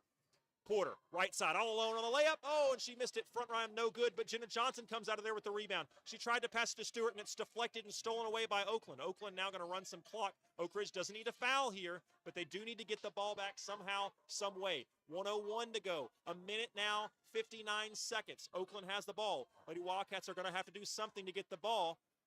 Force a 5-second call, something. They've got to bring some pressure. They finally do, and Ayanna Porter is going to get called for a foul. And they're in the 1-and-1. Porter now, we'll have to see how many fouls she has. She's got 4 fouls, so she's got to be careful because she has been one of the best players and most impactful players in this ball game tonight. As this has just been an up-and-down game, a back-and-forth game. Lady Wildcats haven't really looked comfortable, although at times they've gone on runs. Free throws up, no good. Johnson gets the rebound, and there's going to be a foul called by Phillips over the back. So I think it was over Johnson because she had the rebound, which would send Johnson to the line for the 1-and-1. We'll see who they ultimately let shoot the free throws. It's Zayana Stewart. Zayana thinks it's her. The official comes in and says, no, it was Jenna Johnson. So Johnson, as we thought initially, will shoot the 1-and-1. Again, if she misses this first one, it's a live ball. She needs to hit both. It's a 4-point game, 51.5 seconds remaining. Johnson to the free throw line after the over-the-back call gave Oak Ridge possession. She misses it. She missed it, and Oakland gets the rebound. That is not good, but Oakland immediately turns it over. They immediately turn it over off the pass from Phillips, who had the rebound off the Jenna Johnson miss, and she just couldn't handle it. And unfortunately for her, the guard's going to have to go out of the game, and they're going to get the veteran, skilled Artasia Cole back into the ball game. Lady Wildcats get it. Stewart, left side, thought about a 3, pump fake. She drives left side, up, no good, but she's fouled. She'll go to the line with a chance to make this a 1-possession game. Yeah, this game's not over at all, Alex. It's still 4 points. We're getting some free throws here. She hits these 2. It's a 2-point game with 45 seconds left to go. Oak Ridge could still very easily win this game. Well, I won't say it's easily, but I know what you mean, as nothing has come easy for the Lady Wildcats in this one. 54-51, 45 seconds to go here. Zayana Stewart to the line to try to make both of them. She hit the first one. She hits the second one. Nails it. Coach Taylor wants a timeout. We'll keep it right here. 45 seconds remaining. 54-52. And you guys can't see me, but you can hear me, and I'm going to tell you, I just stood up. I have to stand up and stretch the legs. I am nervous. I am exhausted. This game has felt like 3, the emotional roller coaster that Lady Wildcat fans have been on during this game, up and down and up and down. But, boy, you look at the end of it, and they're right here with a chance to win it. Absolutely. It was the exact same on Tuesday. And I'm going to be honest, I was thinking about it earlier, Alex. I would have loved to hear that halftime speech that Coach gave the Lady Wildcats because they came out on fire, and it's a totally different team. If this was the same team from the first half, they'd be getting blown out right now. But it's still a very winnable game for the Lady Wildcats at this point. Drew in the house, one of our prep radio cameramen during football season. Appreciate all his help. I'm assuming at some point he might help us a little bit in basketball. Speaking of the crew, we appreciate Gavin. We appreciate Ben earlier helping us with some camera work. You're listening to Alex Myers and Josh Frazier, David Clary, executive producing. He will be talking with Athletic Director Joe Gaddis. It was announced today that Coach Scott Cummings, head coach of the football team, has resigned today. So we will be having a discussion with him. David Clary and Gaddis will be talking at halftime of the boys' game. Certainly stay tuned for that. And also an interview with Paige Taylor after this one wraps up. But we've got more time to play here. Oakland gets the ball in, working against this Oak Ridge press that has been very, very effective. Oh, and they're going to call a foul. That's not a foul. There was contact, but 80 feet or so away from the basket at crunch time, that's a foul that's not normally called, Josh Frazier, as they were getting ready to get a 10-second violation. By technicality, that's a proper call. She put her hands on her, but it's just not one you usually see, and Oakland goes to the line for the 1-and-1. Both teams with 9 team fouls here. She hits the first one, and Maya Sutton got a chance to make this a 2-possession game. If she misses it, Oak Ridge remains at a 1-possession mark. She misses it. Phillips comes out of there with it, and now it's Chesterfield. Chesterfield's shot no good over Johnson, and she puts it back up, and it's good. And that was a worst-case scenario. It's now a 5-point game. 30 seconds to go. Now into the 20s. 27 seconds to go. Stewart with it. Back to Porter. Porter's going to launch a deep three off the front rim. No good. And she's going to hustle. Gets her own rebound. Tosses it back to Jenna Johnson. Johnson out up top. It goes to Stewart. Zayana Stewart drives. Left side. Kicks to Green. Green for three. Off the rim. No good. Who comes out of there with it? 9 seconds to go. Jenna Johnson's going to have to launch a three. She hits it. She hits it, and Oak Ridge calls a timeout. It's a 2-point game with 5.1 seconds to go. 57-55. Jenna Johnson, she'd probably tell you herself, this has not been her best game, her cleanest game as Lady Wildcat, but she hits the big shot when it matters. 57-55. It's a 2-point game.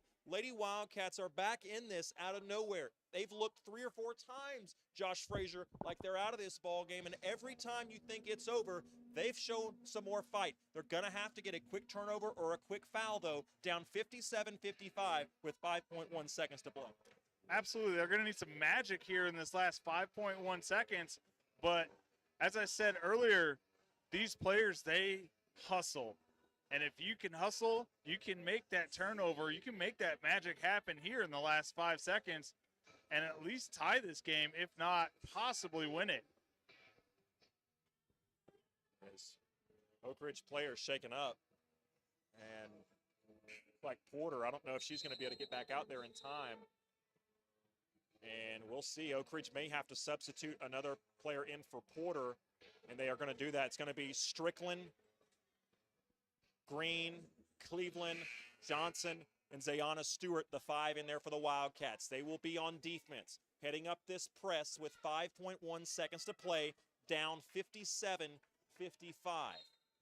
Cleveland gets the ball. 1 second, 2 seconds, they get the ball in, and an immediate foul as 1.2 seconds runs off the clock, and Oakland will go to the line with a chance to ice this game with 3.9 seconds to play. The lead is 2. Oak Ridge stays in this game as long as it doesn't go to 4 and become a 2-possession game. Oak Ridge has 1 timeout left. In high school, they cannot advance the ball. First free throw is no good. It's a double bonus, so they'll get this second free throw, but Oak Ridge are guaranteed a shot to try to tie this ball game now as long as they don't give up an offensive rebound here. Second shot is good. It's a 3-point game. Oak Ridge has a timeout. They call it now. Oak Ridge, Coach Taylor, you almost want to say try to get that ball and advance it, then call a timeout. But I don't think you want to rush a shot if your team doesn't realize, hey, 3 seconds. You don't realize it when you're a player, but 3.9 seconds, so basically 4 seconds. That's a long time. You can get all the way to the rim just about with 4 seconds. Coach Taylor elects to go ahead and take the timeout now, so they'll have 3.9 seconds to go 94 feet, try to get a basket, but they won't have to go 94 feet because you need a 3 to tie it here. 58-55. Who's taking this shot for you, Josh?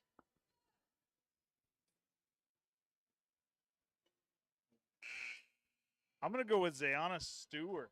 Honestly, she's been a big contributor to this team, and one of the main reasons that Oak Ridge is still in this game here in the fourth quarter, the last 3.9 seconds. So here we go. 3.9 seconds. Oak Ridge trailing 58-55. Stewart won't take the shot likely because she's inbounding the ball. Goes to Porter. Screen at half court. 1 second. She's got to put it up, and she doesn't get it off.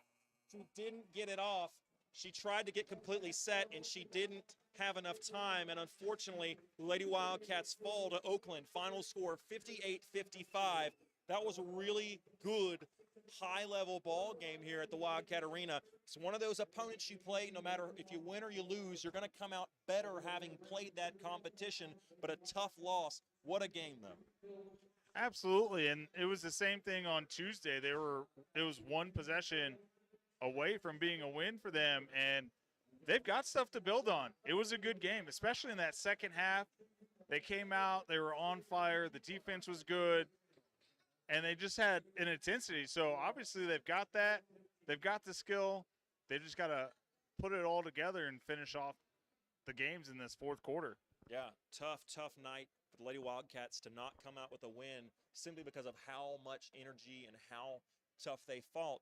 Ultimately, you're going to look back and go, can't afford to get down by that many points in the first half, and you just can't allow the runs that you allowed and pick up a win against a quality opponent like that. Some opponents maybe. That's one of the better teams Oak Ridge will see all year. That's a team that you could see in a state tournament level. And so we're going to send it off for a 3-minute timeout. When we come back, Josh Frazier will have the first half stats. Let's make that a 4-minute timeout. 4-minute timeout, David. When we come back, Lady Wildcats recap with Josh Frazier.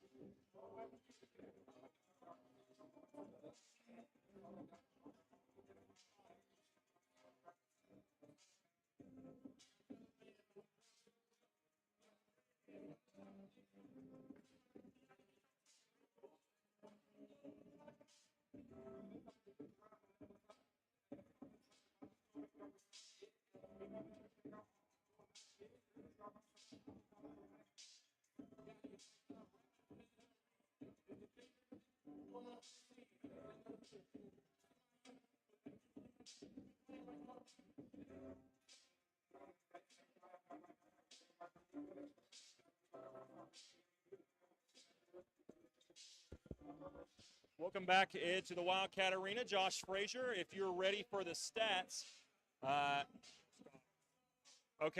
We'll keep it right here for a moment. Want to give a mention, Dyron Birdwell, former Wildcat assistant who is current head coach at Oakland. He said to tell everybody up here he says hello. So I just ran down. I'm out of breath. I talked to him just for a quick moment. I don't want to distract him before the game. I know he's sort of in the zone, but nice enough to tell everybody to say hello. As I'm just here to tell you, he loves this place. He still loves this place. Took a really nice opportunity in the mid-state. Got another opportunity at Oakland after Siegel, but he still loves this place. This place was his first, I think, real opportunity to get into coaching at the assistant level. Did that and spent a lot of time, a lot more than most coaches do at their first initial job, and had a really good relationship with Coach Green and a lot of the community members here. Taught at the elementary school here. And I've seen him right now as his team's warming up. He's going around saying hey to folks. He truly loves it here. Josh, are you ready? Yes, Alex. So for scoring for the Lady Wildcats, we have Zayana Stewart finished with 19 points tonight. Ayana Porter finished with 22 points. She had 2 threes as well. Lindsay Cleveland finished with 2 points. Cannon Green finished with 5 points. Jenna Johnson finished with 7 points for a total of 55 points overall for the Lady Wildcats. And overall, a well-fought game.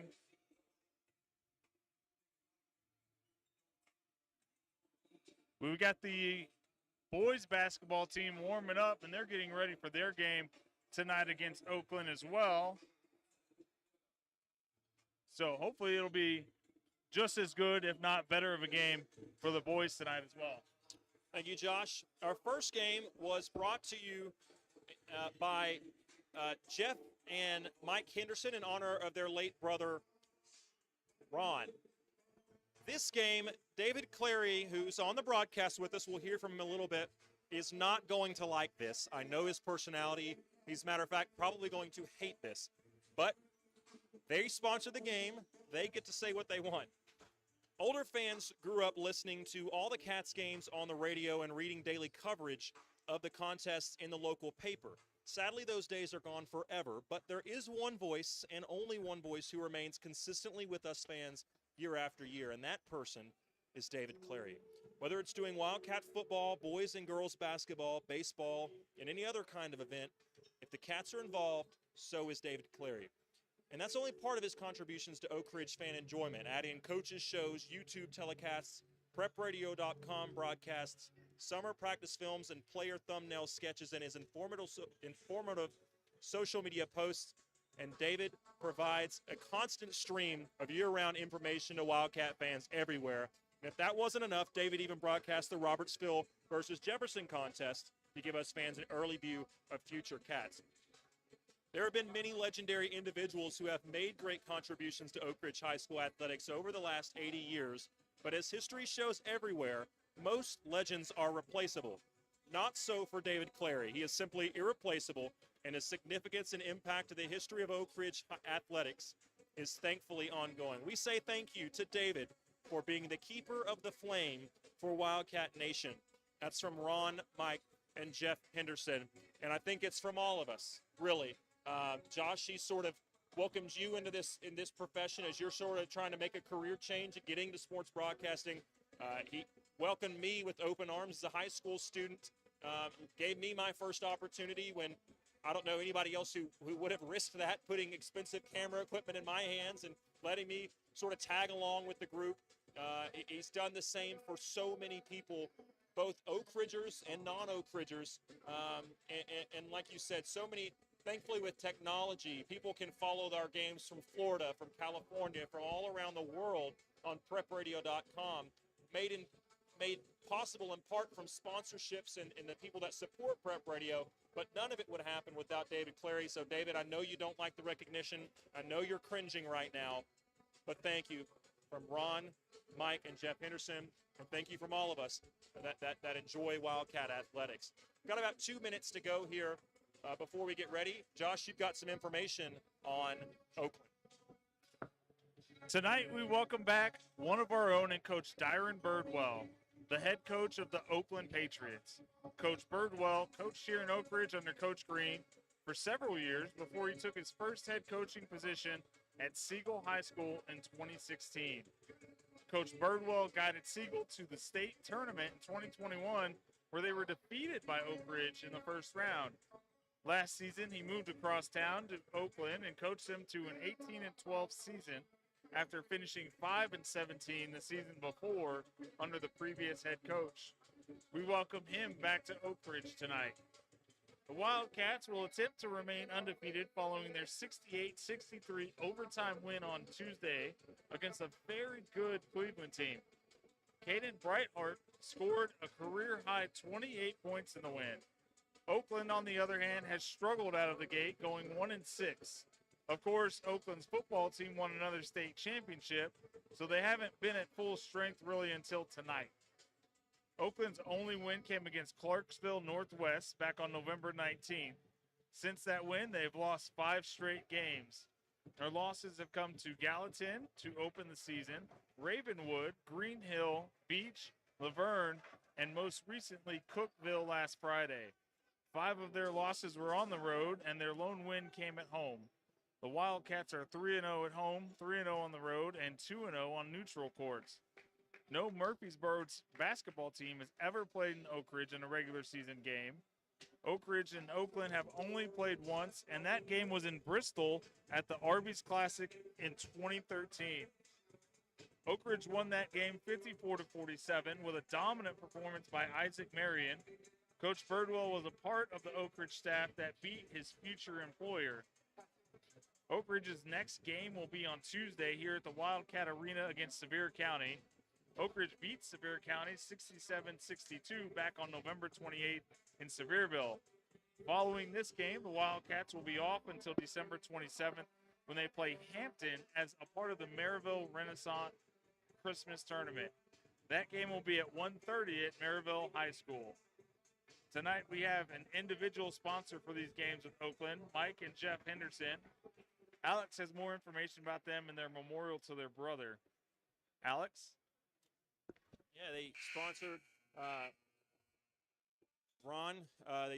Mike and Jeff Henderson sponsored in honor of their brother Ron. And the second game, unbeknownst to David, and we had to do that because we knew David wouldn't let us do it, but the second game is actually in honor of David Clary and all that he does for Oak Ridge Wildcat Athletics. And I won't count the years, but it's been multiple decades, as anyone that's with Oak Ridge knows.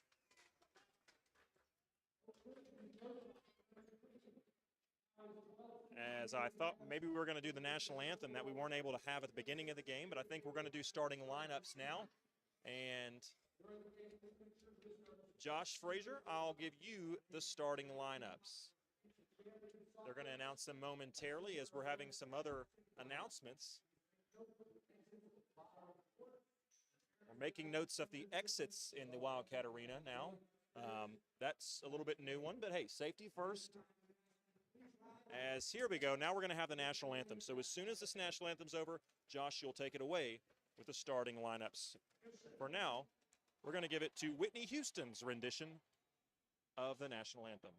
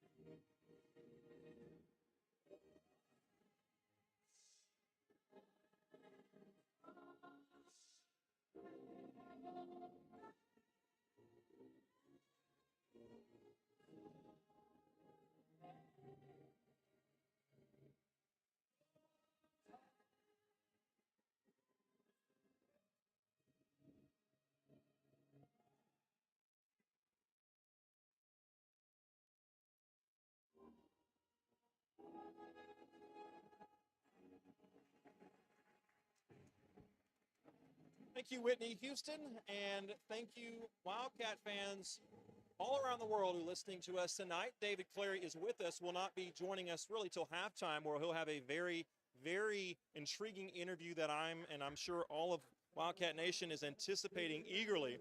It'll be a conversation with Athletic Director Joe Gaddis. For those of you just joining us or may not know, head football coach Scott Cummings resigned earlier this afternoon or today at some point.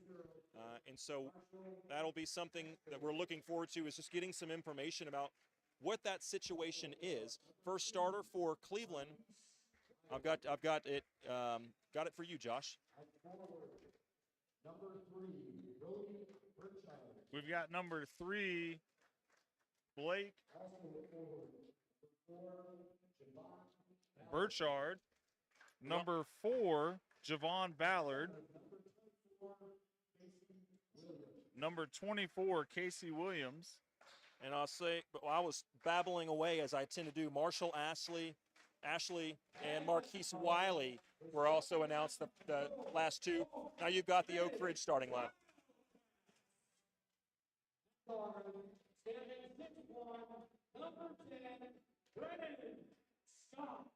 We've got Brennan Scott, number 10.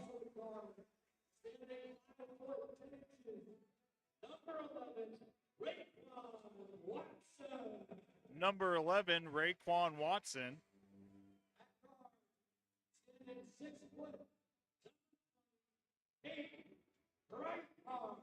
Number 20, Caden Brightheart.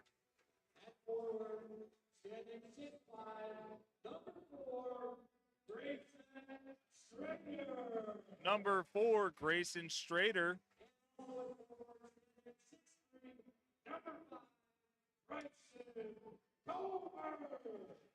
And last but not least, number 5, Bryson Comer. Coach Birdwell, this team, they don't have the best record coming in, but they've got some athleticism, some talent, and you know they've got a good head coach at Dyron Birdwell. So, you know, Coach Green straight up told me, you know, don't let the record fool you. Don't let Coach Birdwell sandbag and say, hey, this team isn't very good. This is a team that's capable of beating Oak Ridge if Oak Ridge is not ready to play. As we're getting ready to start here at the Wildcat Arena, Oak Ridge in their all-white uniforms trimmed in cardinal. Oakland in their all dark blue uniforms trimmed with white and light bright red. Tip is up, and it's won easily by Oakland. Into the front court goes Oakland. With it now is the guard, Brody Brouchard. Brouchard now goes inside to an Oakland post, and they're going to wrestle around with it, and they get it back. It's going to be back court. Nice call by the official Queener on the other side, as I thought they were going to let him get away with it, but it was a back court. It was tipped, last touched, and possessed by Oakland, and a player had already been running down on defense and tried to tip it back, and there's a backcourt violation. So 0-0 your score, 20 seconds into this ball game. Oakland comes away with the steal, and Raekwon's going to pick up a quick foul to stop a layup. It'll be his first, team first of the ball game, as we're now 2 possessions into this game. This is the second possession for Oakland. They won the tip. Oak Ridge will get the ball to start the second half, I believe, as Oakland's got it, running off a couple picks up top. Talented big man down low. This is going to get called for a travel there, but Coach Birdwell told me. He was nice enough to give me some information. Talking about Casey Williams, the 6'6" senior, talked about athletically. He's one of their best guys. He's a guy that could go off on you if you let him, but that time he got away with the travel. Raekwon's shot was blocked. Just like the girls' game, this is a team that has a lot of size in Oakland. It's a sort of an airport team, if you will. They look really good in the airport if you see these guys traveling, because they are tall, they are big, strong, and athletic. And a steal from Raekwon, though, he's going to go all the way to the other end, and he's going to get Oh, I thought he was going to draw a foul, but instead they're going to call him with a walk, and Oakland will get the ball back, and Raekwon comes up gimpy. They're going to get in is Oak Ridge, Jaquez Thomas, his first action of the game. So all 4 starters in there except for Raekwon, and now Jaquez comes in there. Oakland breaks the press, still 0-0 the score, and not anymore as Oakland gets their first bucket after breaking the press. They get a little easy layup from Javon Ballard.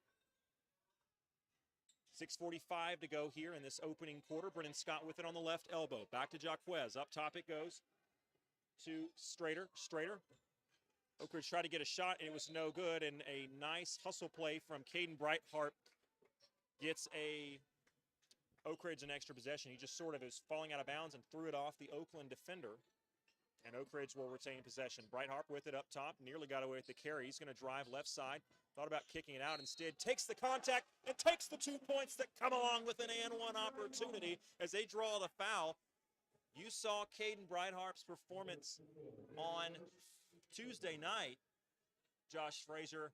He was the hero. There's no secret about it. Talk about his performance on Tuesday. Well, he was the hero, absolutely, but it wasn't just the heroics at the end of the game as he just hit that free throw. He was, as I said, clutch the entire game and made great plays the whole time.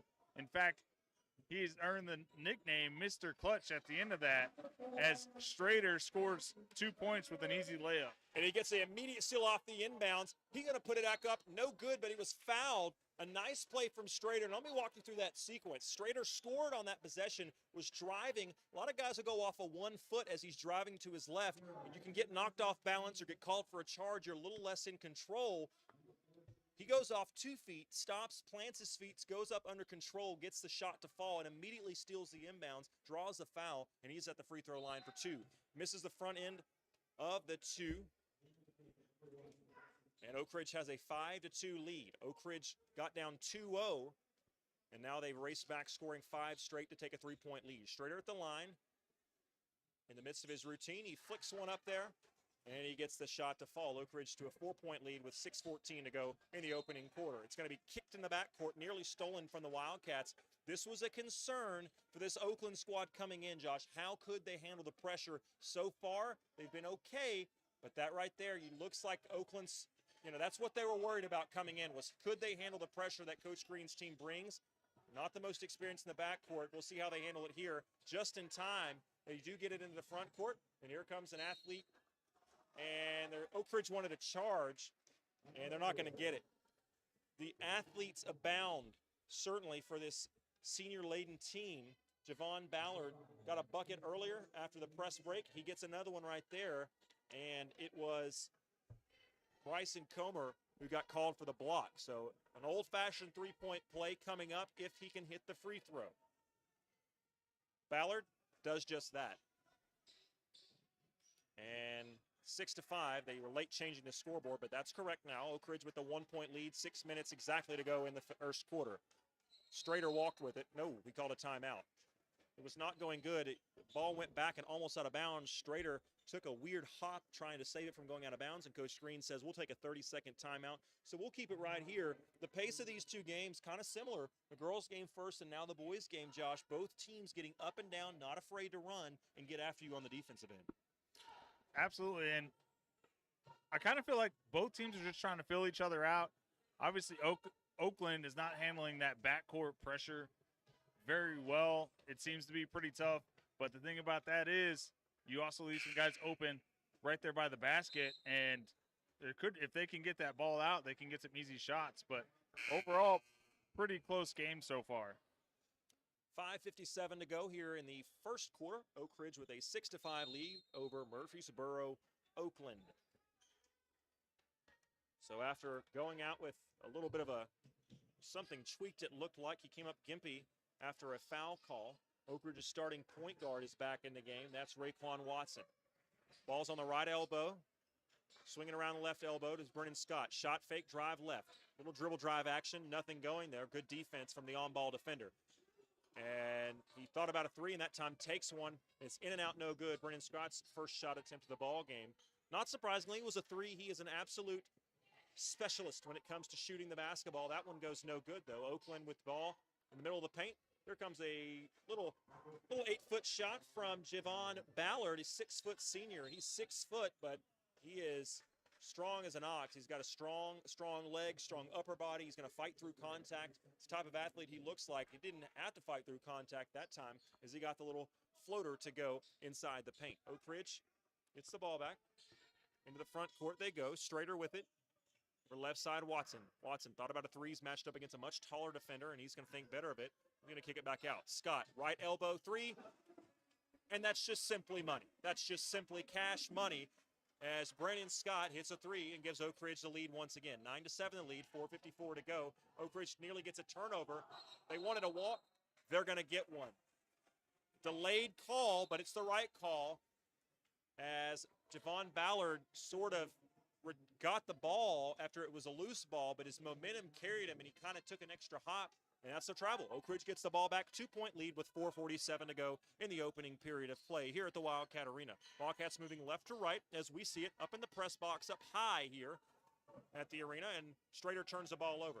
Oakland going back the other way, flailing shot. They tried to draw a foul. They did not, but now they do after they get the offensive rebound, and it will be Bronson Crisp who will be into the ball game. I think this is one of Bronson's first games, maybe his first game of the season. This is an Oakland team who's got some talent. You can see it from looking, but they've got some guys from football, guys that have been battling injuries, and have been a little bit, from a chemistry standpoint, haven't had their full onslaught of weapons this year. And speaking of that, I would be remiss if I didn't mention that Oak Ridge lost one of their biggest weapons, especially down low. They lost a starter this week in Lucas Hammonds, who is no longer with the team. And certainly it's going to be interesting to see how Oak Ridge adjusts after he was one of Oak Ridge's biggest playmakers down low. Certainly a very active body, very energetic, brought a lot of just energy to the basketball team on both ends of the court. Free throw was missed after a line violation negates the make, and it's 9-7 still Oak Ridge with the ball and the lead. 4:21 to go here in the first quarter. Brennan Scott, right side, is going to nearly lose the ball, almost does. It's ball pressure from Oakland, Josh Frazier. Very, very good early on. Brennan Scott drives, nice pass to Comer, and Comer couldn't handle it, though. 2-on-1 breakup coming for Oakland. Oakland misses the layup off the front of the rim, but a trailing Brody Brochard was able to get it to go.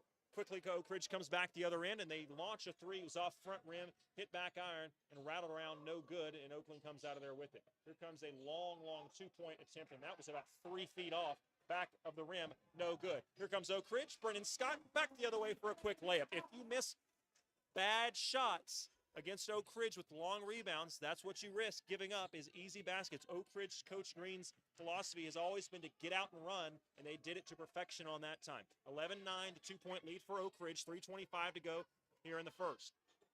Nice defense from Oak Ridge's perimeter players. Comer switching off his defender. And here comes Watson with good on-ball defense. Rebound goes to Strader. Watson, bounce pass up to Brighthart. His shot is up off the rim, no good. And who hit it last? They're going to say Oakland hit it last. And there's going to be a couple of substitutions as Comer exits. So does Strader. Oak Ridge will retain possession into the ball game for the first time tonight. Come Cooper Williams and also Marcus Peters. A little bit of confusion here between a couple of officials, and they get things straightened out, and here comes the ball. And it goes to Caden Brighthart, top of the key. Passes it over to the left elbow to Brennan Scott. Always a threat to shoot. Scott passes it, gets it back. And now he's going to launch a three. 3 feet behind the arc. That was off barely, but no good. And Oakland secures the rebound. Guy who secured the rebound was not very comfortable, did not want to dribble. And he finally passes it up court to a guard. That's Wiley, Marquise Wiley. Into the corner now it goes to Ashley, Malcolm Ashley. Kicks it off to Bouchard, and Bouchard nails a three from the right elbow and gives Oakland the lead back. 12-11 the score, 2:35 to go here in this first quarter. This is what Oak Ridge's Coach Aaron Green was talking to me about before. Don't let their record fool you. This is a very talented team. Is very capable of coming in on a long road trip on a Friday night like this and beating Oak Ridge and knocking off the favorites. Brennan Scott, left side, pump fakes. Now he's double teamed, gets it in to Cooper Williams, who couldn't handle the pass and is out of bounds. Last touch by Oak Ridge's Cooper Williams. Here comes Bryson Comer after a quick breather. Williams goes out. The 5 on the court for Oak Ridge. Comer, Watson, Peters, Scott, and Breithart. 2:15 to go in the first quarter. Oakland with the ball and the lead. 12-11 is their lead. A really nice crowd on a cold December Friday night nearing the holidays, as Oak Ridge is now, after about 3:15 p.m. now, is on Christmas break. Peters gets the deflection, gets the steal, and now he brings it up court, thinking about a shot, finds Breithart left wing. His three, good. Nothing but the bottom of the net as Breithart gives the Wildcats the lead. Back and forth we go like a seesaw here at the Wildcat Arena. 14-12, Wildcats with the lead with 1:40 to go here in the first quarter.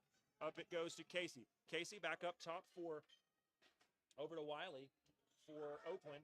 Shot was off the rim, no good. Bryson Comer with the long rebound in the corner. Here comes Watson trying to push the pace. Don't really have numbers, but they do have an open Brennan Scott in the corner. They find him. Step back. Good. That's good. That's really, really good. There's a beautiful play there. Nice ball handling and precision sharpshooting from Brennan Scott. 17-12 the lead, and it's about to go more if Oak Ridge can handle the steal. Breithart stole it and saved it out of bounds. Here comes Comer. Takes contact. No foul, but the shot is good. The crowd tells you so. 19-12. 1:02 to go, and Oak Ridge is going on a run here to end the first quarter. Here comes Brody, and that's an easy charge call. Brody Broussard came flying down the lane totally haphazardly, and who was there? None other than Bryson Comer for the Wildcats. He takes the charge, and it was one of the easiest block charge calls this official will call all year. Coach's timeout asked for from Dyron Birdwell, and he has seen enough with 56 seconds to go, and Oak Ridge out to a 7-point lead, their biggest of the night. Yeah, the big thing with Oakland is they've got to get the rest of their team involved in scoring. So far, I'm looking at the stat sheet, and it looks like Javon Ballard has 99% of the points here. We've got a three-pointer from Broussard and 4 two-pointers and a free throw from Ballard for all their points. Meanwhile, Oak Ridge, they've got 4 people, 4 players that have scored in this game so far. They're playing great team basketball. And there's not much better team basketball than being unselfish and taking charges. Bryson loves doing that. Reminder, coming up at halftime, we will have an interview with David Clary, live interview with Athletic Director Joe Gaddis, talking about the transition period we're in with football now, as it was announced earlier today that Coach Scott Cummings had resigned after 1 year as the head man in charge for the Wildcats football program. Oak Ridge missed a shot on one end, and Bryson Comer swats Oakland's attempt on the other end. Couple of nice defensive possessions in a row as Watson tries to find Peters on the break. Can't do it. It's deflected, and Oakland comes out of there with it. Left side. Good. It's a 3 that time from Malcolm Ashley, the 6'4 sophomore. Again, another good-looking athlete. Long, rangy, looks like a basketball player. Got a bunch of those guys for Oakland.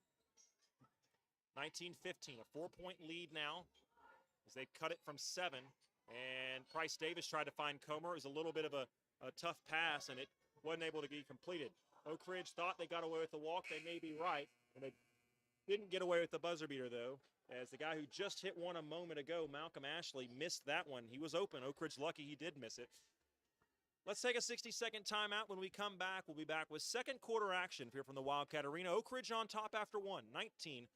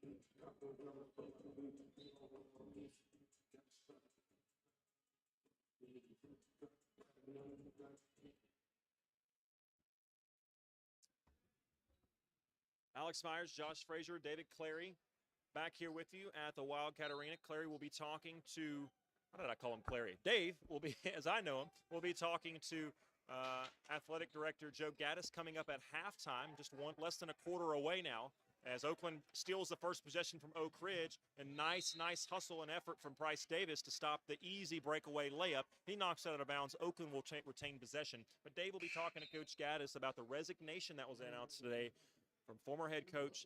1 year at Oak Ridge is all he was here for, Scott Cummings. 7:48 to go here, 12 seconds into this second quarter. Halftime on the horizon. 19-15 the lead, Oak Ridge on top. Up top it goes to Oakland, and they're going to mess around and lose control of the ball. Jaquez has it for Oak Ridge from the guard position. He kicks it up court to Caden Breithart. Breithart, the star of the show on Tuesday night, gives it over to Comer on the left side. Comer tried to give it to Strader, and that pass was deflected inside. Just not enough room to make that pass with the long, rangy defensive prowess of Oakland down low. Oakland's got it now moving right to left, and they're all blue uniforms. With it now, the most talented guy on this team, probably Casey Williams, a 6'6 senior.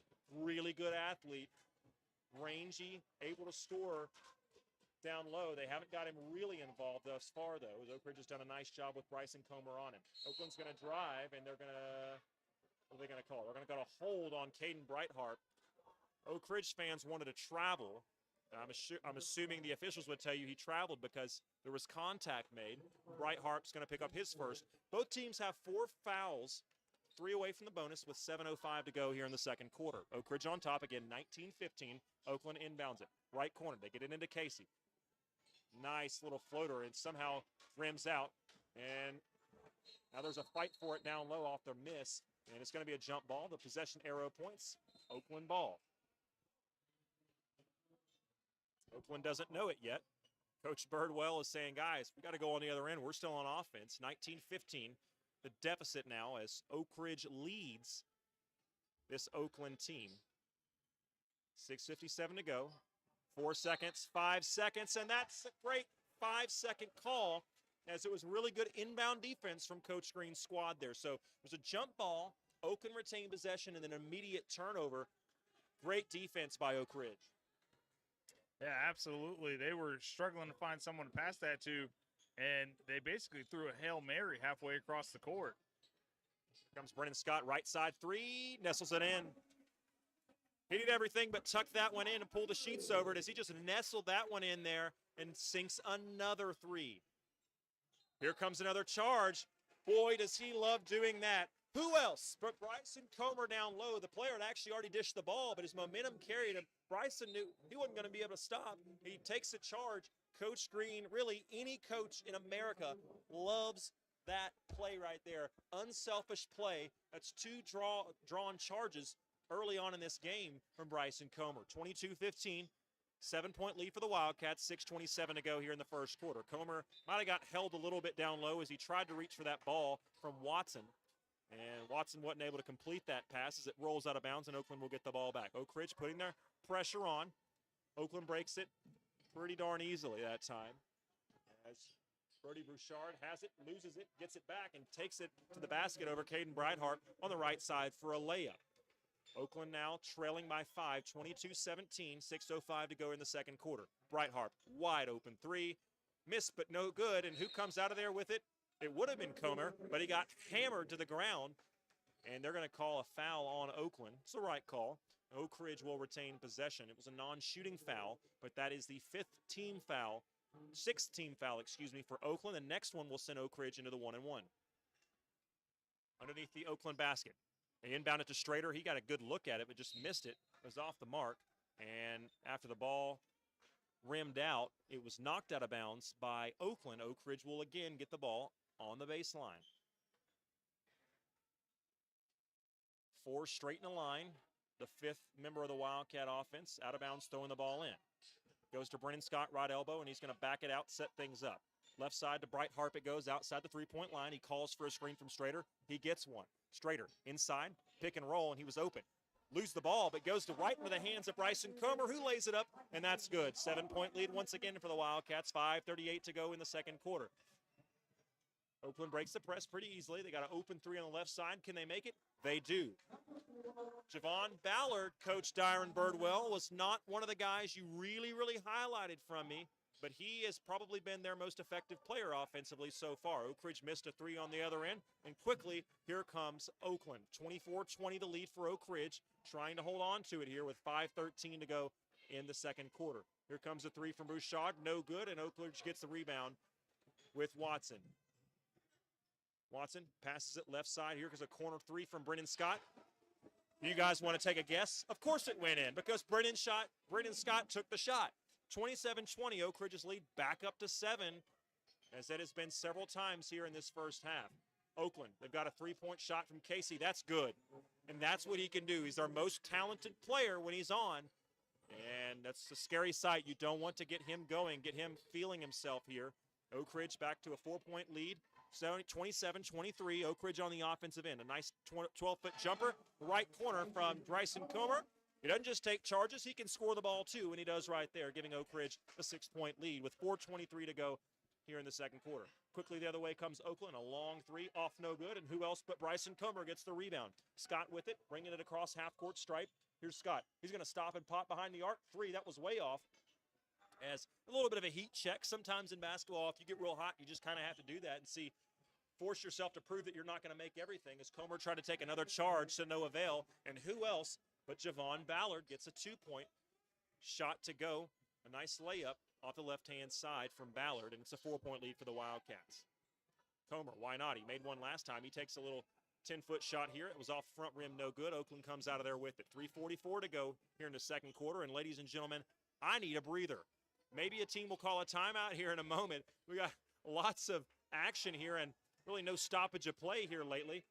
As Ballard again going over Watson. That time the Wildcats force him to miss a shot. 3:25 to go here. Watson tries to get it to Strader. Strader wasn't looking, and it was an errant pass. And here comes Oakland. Off the backboard. Wow, they threw it home. And that's what Casey can do. They threw it off the backboard, an alley-oop to Casey, and he is fired up. And you do not want to get him going because he is a player that can drop 20 points on you in a heartbeat if you're not careful. Brennan Scott, he was going to be shoved near the out-of-bounds mark. Oak Ridge will retain possession. Josh, I don't care if it's from the other team. That's a play you have to salute at the high school level. Absolutely. Dunks at the high school level don't happen very often, let alone an alley-oop off the backboard into a dunk. That was an amazing play. There's no way around it. So 2 points is 2 points, and Brennan Scott going to the line for potentially 2 points as Oak Ridge is now in the 1-and-1 bonus. Front end, sunk. Scott earns himself one more free throw as they had 4 players come into the game. Brennan Scott, the only player that was in the game that remains in the game. As he hit the second one, he does not, but Jaquez comes out of there with the rebound. Nice job from Thomas getting that rebound. Scott, Thomas, Cooper, Reithart, and Peters in the game for the Wildcats. That time, Brennan Scott drives, pass faked. Everybody went for the pass, and that's a guy you simply cannot leave open. Even though it wasn't a three, it was a little mid-range shot. But Brennan Scott knocks that one down. 32-27 the lead. The Wildcats on top, 2:40 to go here before halftime. And here comes Ballard with another cut and another layup. Ballard is just money inside right now. It's a full timeout. Let's take a 60-second break. When we come back, we'll finish things up here in the second quarter.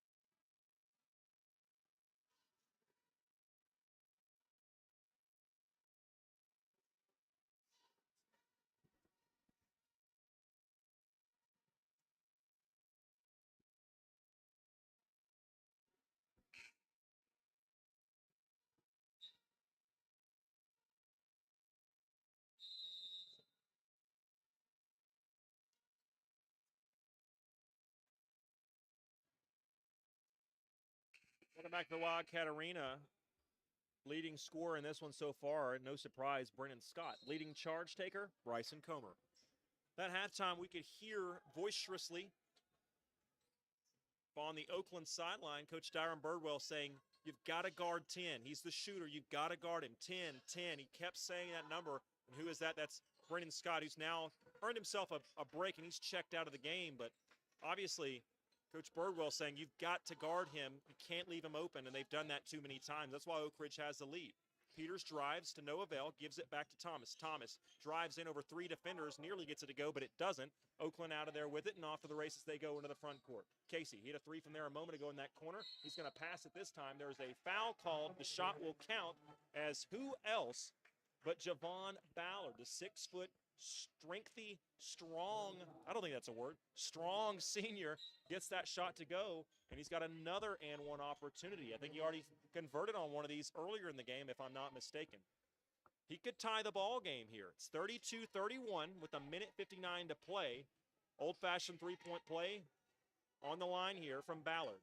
Shot is up, and it's no good. Comer secures the rebound and helps secure this Oak Ridge lead as they're still up by 1. Casey nearly stole the errant pass. Breithart tried to connect with Peters way down court, and that's one that you're lucky to get away with because Casey's lengthy arms was never gonna get by him. Peters inbounding. One of 4 Wildcats coming out of the break here underneath the Wildcat basket. They get it to Davis. Davis stops, pops for a 3. No good, but Breithart has the rebound. Peters thought about a 3. Now he's going to drive. Kicks inside to Comer. It was a great pass. Comer just is a little too hot to handle. In football, they'd say that had a little too much mustard on it. Absolutely. Mustard's been being used forever. Makes you feel like you're at the dining room table or something, but a little bit too much heat on that pass as well. More of a honey mustard guy, as I've got a big sweet tooth, and that's the sweeter style of mustard. You know what else is sweet? Oak Ridge, when they've got the lead, they're up by 1 right now. Peters comes out of there with the steal. Nice on-ball pressure to help force that by Caden Breithart. Peters up to Davis. Davis, Thomas. Thomas back to Davis, right elbow. Sizing his man up. Thinks about shooting and sees he's going to drive and pass to Peters. Peters drives over 2 defenders, gets it. It was up, no good. Strader had the rebound. Now there's a fight for it, a scramble. It's nearly out of bounds, but Oakland somehow gets possession. They throw it off of Peters' leg, and they'll retain possession. They were trapped in the corner. Headsy play from Oakland just to sort of reset things as they were flirting with the idea of turning the ball over right there with 1:11 left to play here before halftime. It's 32-31. Reminder, David Clary going to interview Athletic Director Joe Gaddis on the fact that Coach Scott Cummings, former head coach of the Wildcats, it feels weird to say former, he resigned earlier in the day. We're going to talk about that coming up at halftime. You do not want to miss that. It may impede a little bit of our conversation that we would normally have at halftime, but you know what? That's very important, and we're going to get to that. Pass was out of bounds, intended to Casey, and Oak Ridge will get the ball back with a 1-point lead and 54 seconds to play. Breithart drives, kicks to a wide-open Davis up top, off front rim, no good. And with 45 seconds left, Oakland's got the ball heading the other direction. Coach Gaddis has walked in the booth, and we'll talk to him after we get to half.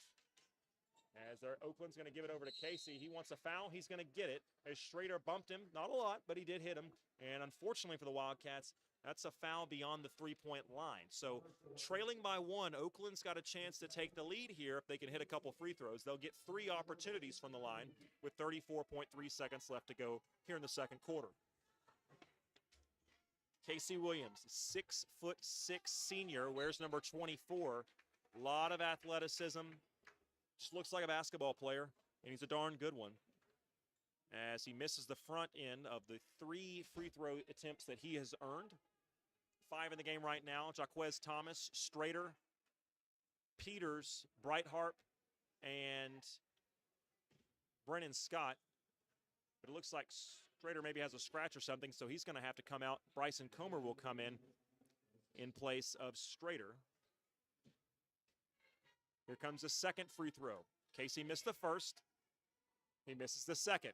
And I think he forgot that he had 3 free throws as he started coming back on defense. Brennan Scott's all alone in the front court. Coach Birdwell realizes that and tells an Oakland player to get back and guard him. Will he go 0 for 3 from the charity stripe? He can tie it. If he hits this one, he does. And it's 32 all with 34 seconds to go. Let's see if Oak Ridge wants one shot or if they're going to try to rush and go 2 for 1. Thought about rushing it. Thomas thinks better of it, backs it out, gets it to Peters on the right elbow. Peters Up top of the key, it goes to Brennan Scott. Brennan Scott dribbles it off the foot of an Oakland defender, and here comes Oakland. Now they've got the ball with a chance to hold it for the last shot and take the lead before half. 15 seconds to play, 32-32 the score. Ballard with it.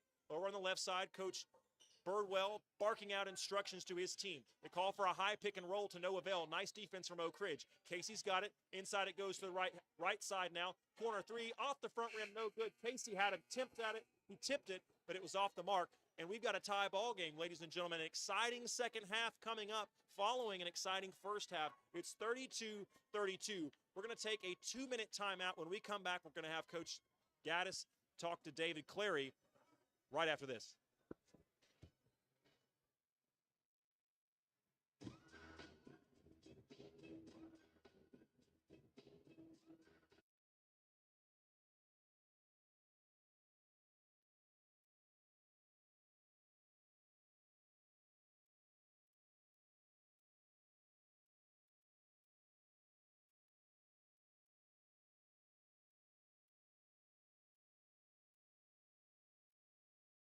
Gas from ORUD, your affordable energy choice.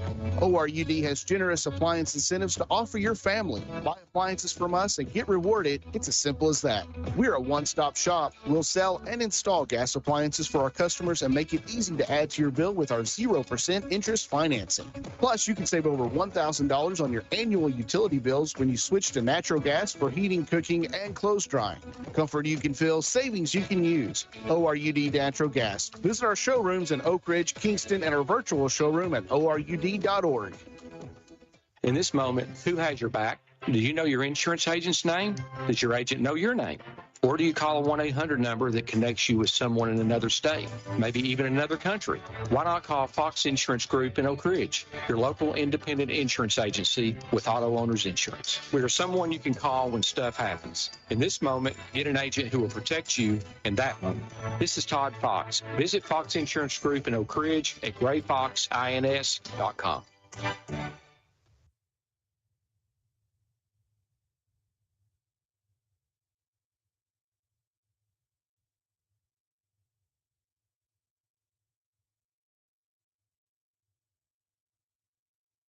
Welcome back once again to the Wildcat Arena, where the Oak Ridge High School Wildcats are tied at 32-32 with the Oakland Patriots. And joining me now is the athletic director at Oak Ridge High School, Coach Joe Gaddis.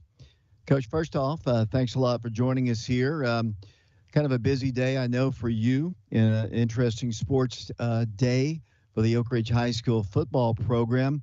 If you would, kind of recap what has happened during the course of the day.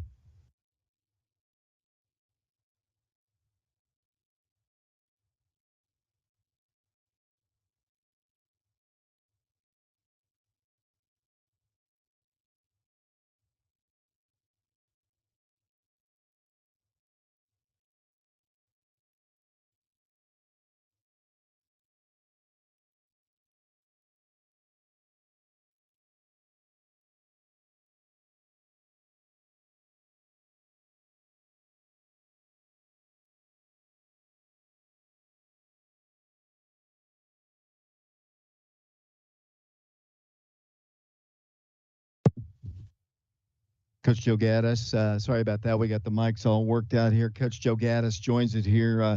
I'll recap once again what I said just a second ago, Coach. First off, thanks a lot for joining us here. I know it's one of those kind of interesting day here at the Wildcat Arena and here at Oak Ridge High School. Big sports news here at Oak Ridge High School. If you would kind of tell us exactly what played out today.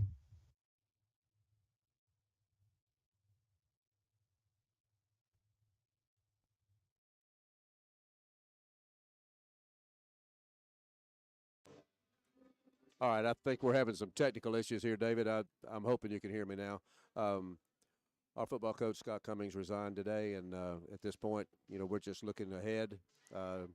We'll take applications over the Christmas holidays and through the first week of January, and at that point, we'll decide who we're going to interview and get the interviews going sometime probably in the middle of January. Hope to have a coach hired by the end of January, early February. We'll just see how that plays out.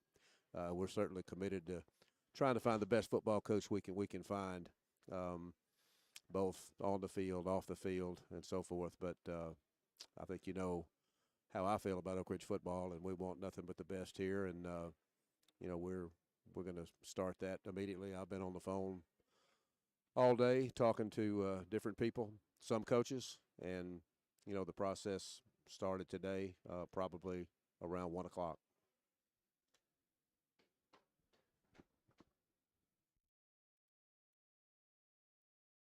Just people, different coaches to actually contact you. So it's kind of a change, it sounds like, where you and the administration are actually reaching out to coaches to try to find a new head coach.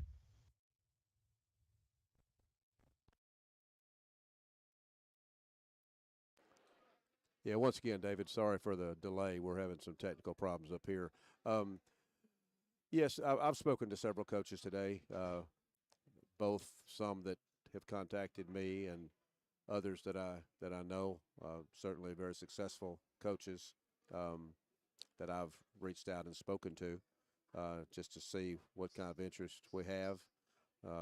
You know, I think we're going to have plenty of interest in the job.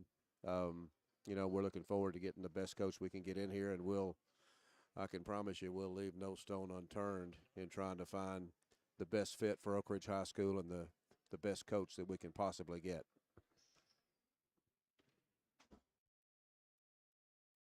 Really enjoying being the athletic director at Oak Ridge High School, and I have been inundated by people who have asked me all day long, does Coach Gaddis want to get back in it again? And so I'm going to ask you, Coach, what about that?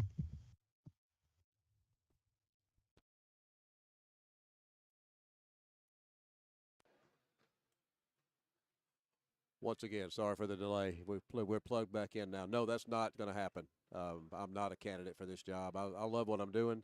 I coached football for 48 years, 39 as a head coach. I've had plenty of time as the head football coach. Loved my 20 years at Oak Ridge High School.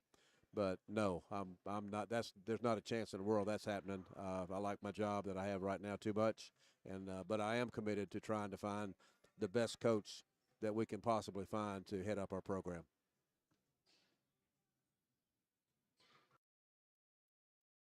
Limited things that you can say, obviously, because things just kind of unfolded today. But I do appreciate it, and I know the football team will get back in the weight room, and that process will continue on at the end of when they come back from the Christmas break. And we look forward to seeing who the next coach is. And thank you for joining us.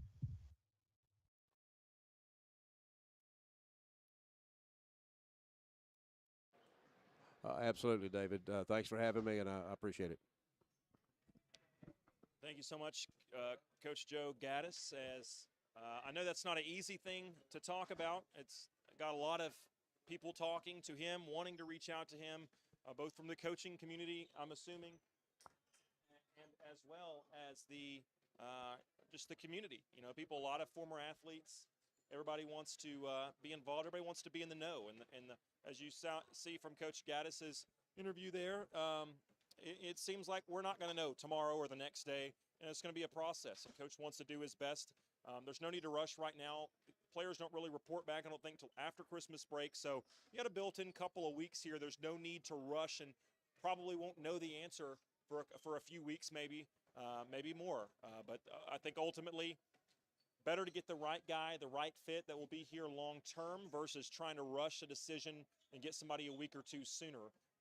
You got a long time before next football season starts, but not a long time until this basketball game in the second half starts. We're going to take a 60-second timeout. When we come back, we'll have more Oak Ridge basketball. Again, tied 32-32 as we head to the third quarter.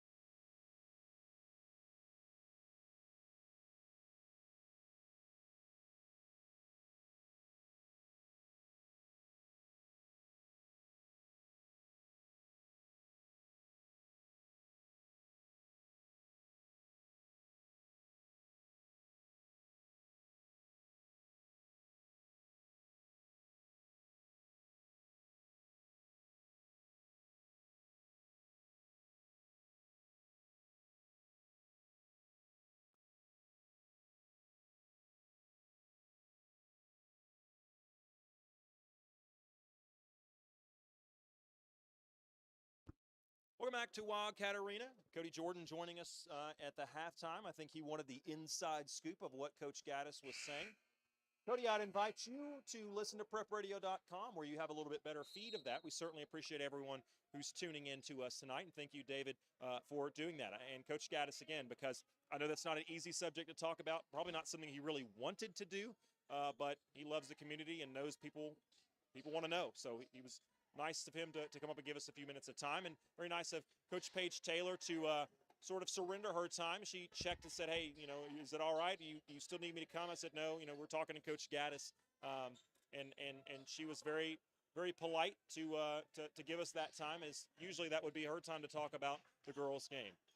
Girls fell in a heartbreaker 3-point game. It was a battle. Both teams will no doubt be better having played each other.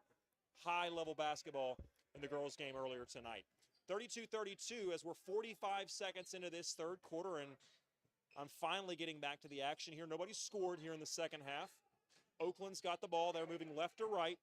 Oak Ridge will move towards the student section in this half as a nice steal from Grayson Strader. Strader brings it down court, top of the key, gives it off, a little dribble handoff to Brennan Scott. He's going to back it out near midcourt, set up the offense as Coach Green barks out the signals. Corner it goes. Across to the other corner off a nice pass from Watson. The wide open three, no good. Brightheart and Watson battle for it, and it's ultimately Strader who comes out of there with it. Nice offensive rebounding and beautiful drive and slash cut through to the lane. Caden Brightheart, a defender, was set up for the charge, and he jumped off of 2 feet and sort of slithered his way in between and avoided taking the charge, and he gets 2 points. Coach Green wanted to push off there on the guy that Brightheart was guarding. I don't exactly disagree with him. Instead, they're going to let that one go.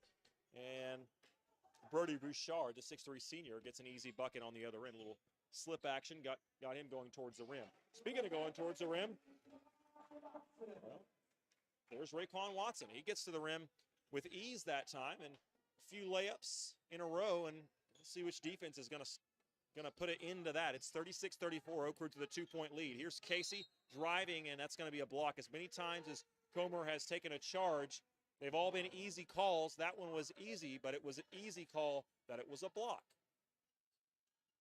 Several former Wildcats that have played for Coach Green while Dyron Birdwell was an assistant on his staff are here. See Corey Fagan in the crowd. Oakland's got it. Out the inbound, they got it up top. Ashley with it. Marshall Ashley, 6'1 senior. Really doesn't know what to do with it. There's nowhere to go with it. Nobody's really open except Wheelis in the corner. They finally get it to him in there. Right side, it goes back to Ashley, and he stops and pops off the rim a couple of times. No good. Strader out of there with it. Wildcats don't really have numbers. It's 3-on-4, but what they do have is a 3-point shooter and a specialist in Brennan Scott. They give it off to him. He takes a 3. It was no good. And quickly, here come the Oakland team racing back, and they're going to take a 3 of their own from Brouchard. That's no good.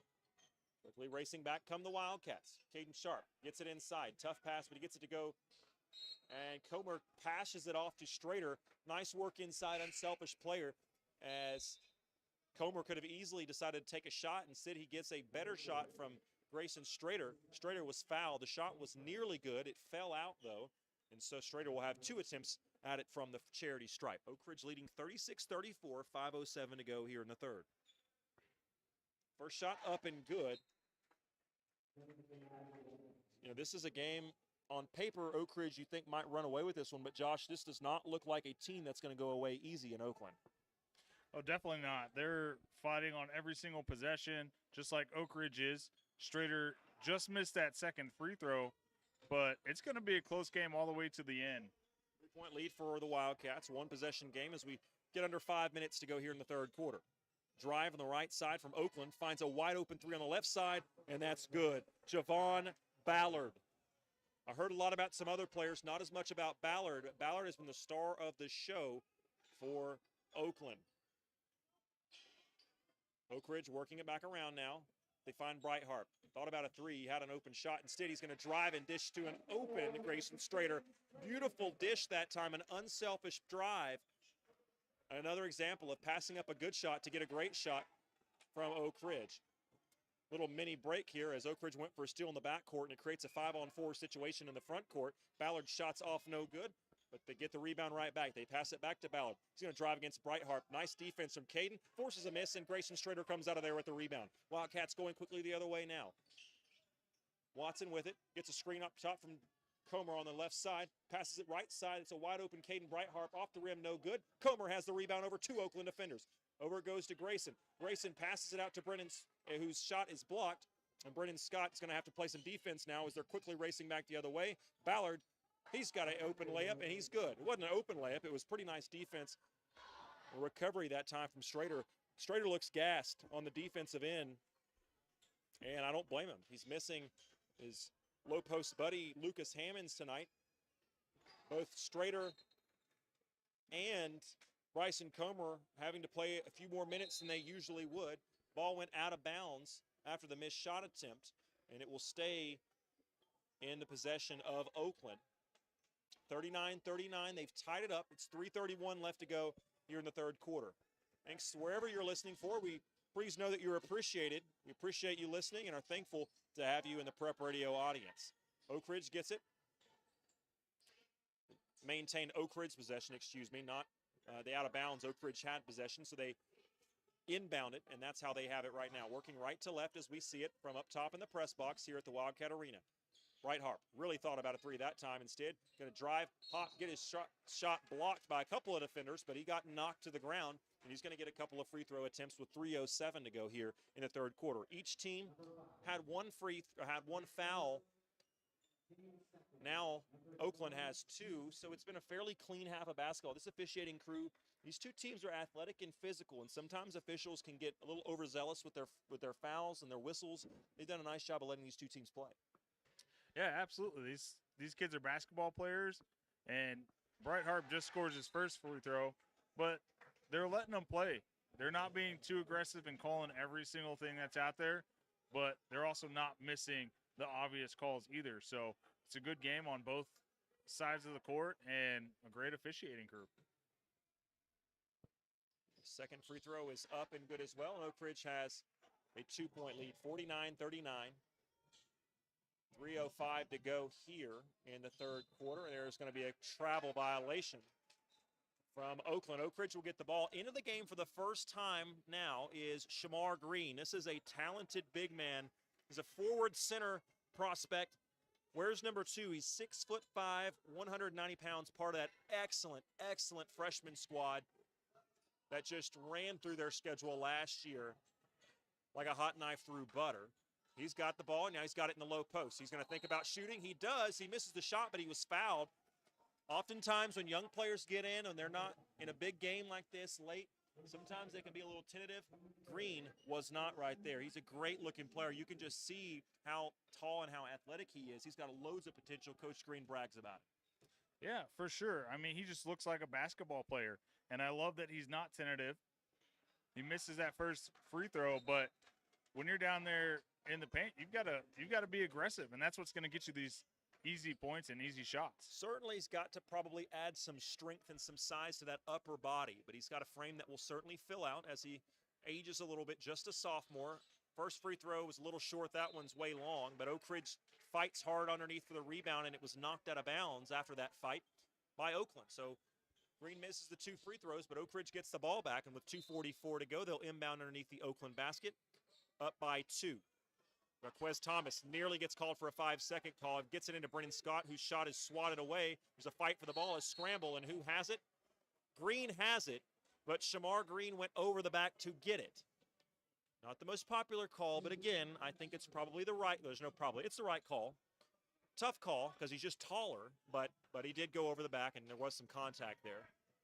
Oakland will get the ball trailing by 2 with 2:34 to go in the third. There goes Ballard again off the right side. A little 10-foot jumper. Stopped and popped just in front of the free throw line, and his shot was off the mark. No good. And here comes Caden Brightheart, whose shot is deflected. Here comes Oakland running back the other way, and Oak Ridge has it. So we're going back and forth like the old games of Pong on the Atari system for the older folks listening in the crowd. Oak Ridge gets it over to Strader for a 3 on the corner. No good, but Brightheart tips it in and good. He was just kind of trying to fight for a rebound and just swung his arm up, and he hits it, and it goes in. Now there's going to be another foul, this time on Jaquez Thomas. way away from the basket, about 80 feet or so away from the basket, and it will just be the team third, so each team with 3 team fouls now as we got 2 minutes and counting left to go in the third quarter. It's 43-39, the Wildcats in the lead. Coach Green against one of his proteges and Dyron Birdwell. Left Oak Ridge for Siegel High School in the mid-state in the Murfreesboro area. Left Siegel for Oakland, and that's where he is today here at the Wildcat Arena playing his former head coach in Aaron Green. There's a foul and a whistle, and it will send Oak Ridge's 14th foul will send Oakland to the line as Bronson Crisp, the sophomore. Not real flashy, but he's looked good at times in this one. He didn't look good on that free throw as it was a little bit short on that one. Oak Ridge gets a sub in. Brennan Scott, Peters, Breithart, Thomas, and Green in the ball game. This is a very young lineup for the Wildcats. Second free throw is off as well, but there's a fight for the ball. It's a jump ball. Nice job from Shamar Green. Nice hustle play. It will return the ball to Oak Ridge. Both teams got to do a better job hitting their free throws down towards the end of this game. It could be the difference in the ball game. They've struggled, both teams have of late. Nearly a 5-second call. And Oakland, retained possession. They throw it in underneath the inbound, and they get an easy bucket. They bring the lead down to 2 for the Wildcats. 1:36 to go here in the third quarter. Breithart, left elbow, goes to Peters. Peters swings it around the horn, over to Thomas. Thomas, dribble, crossover move, back to Peters up top. Peters inside to Green. Green back outside to Breithart, who drives baseline momentarily. Nice defense from Oakland, cuts him off. Inside it goes to Brennan Scott. He shoots a floater. That's off the mark, no good. And out of there comes Bronson Crisp for Oakland. Oakland with it in the right side is Casey. Not really a huge threat to score, although he did hit a 3 earlier from the outside and wasn't looking to score there. He passed it off, and the guy he passed it to got tied up, and that's going to give Oak Ridge the ball. With exactly 1 minute to play here, and Bryson Comer checks back in. Shamar Green didn't score, but he did give Oak Ridge some valuable minutes there and gave Oak Ridge's big man a needed blow. So Oak Ridge has got 4 guards into the game. Their only post player being Bryson Comer. There's going to be a foul as Brennan Scott tried to almost lost the ball, and I believe it was, not sure exactly the player who it was called on, but it was an Oakland foul. Both teams with 4 fouls, 3 away from the bonus. 52.9 seconds to go in the third quarter. Oak Ridge inbounding it, and they lost the ball.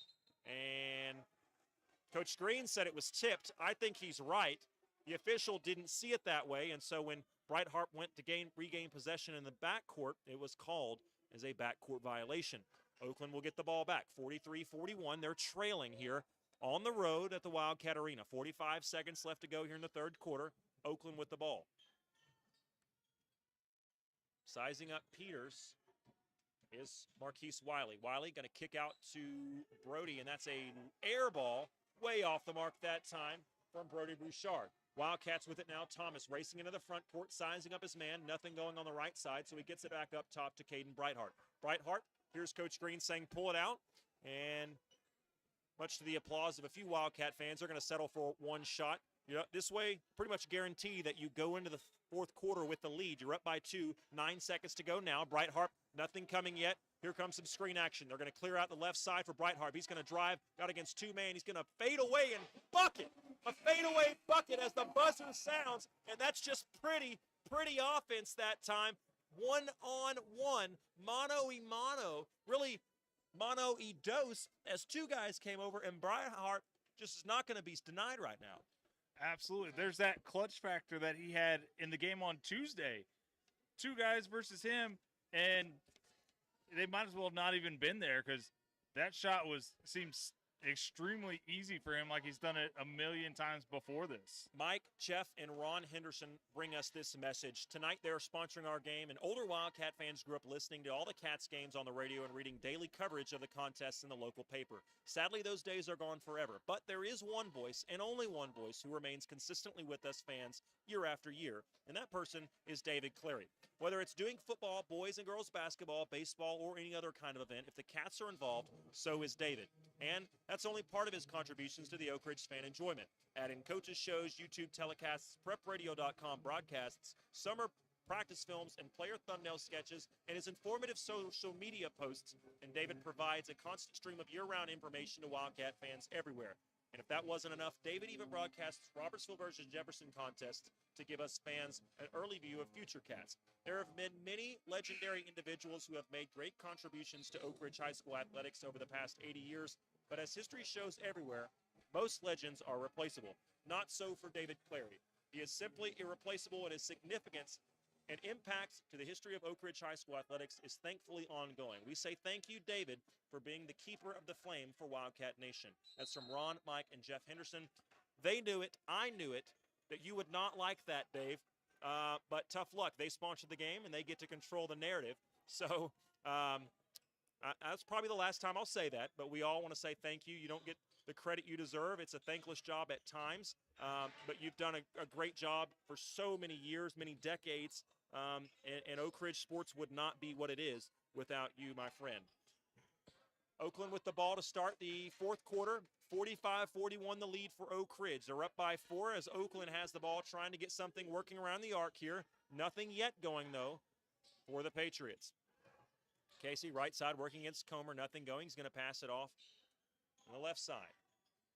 Almost just sort of working clock here is Oakland. They have nothing going. They're going to stop and pop a little mid-range shot finally. They just couldn't really execute there as Oak Ridge did a nice job stopping that motion. The shot was off no good, and here's Watson with it. He tried to pass it to Comer at the free throw line, and it was stolen away, and here comes Oakland's Marshall Ashley. Ashley's going to fade away from the right side. That was no good. That's 2 missed shots in a row from Ashley, and there's another missed shot. That time it was from Brody Brouchard. There's going to be a foul down low.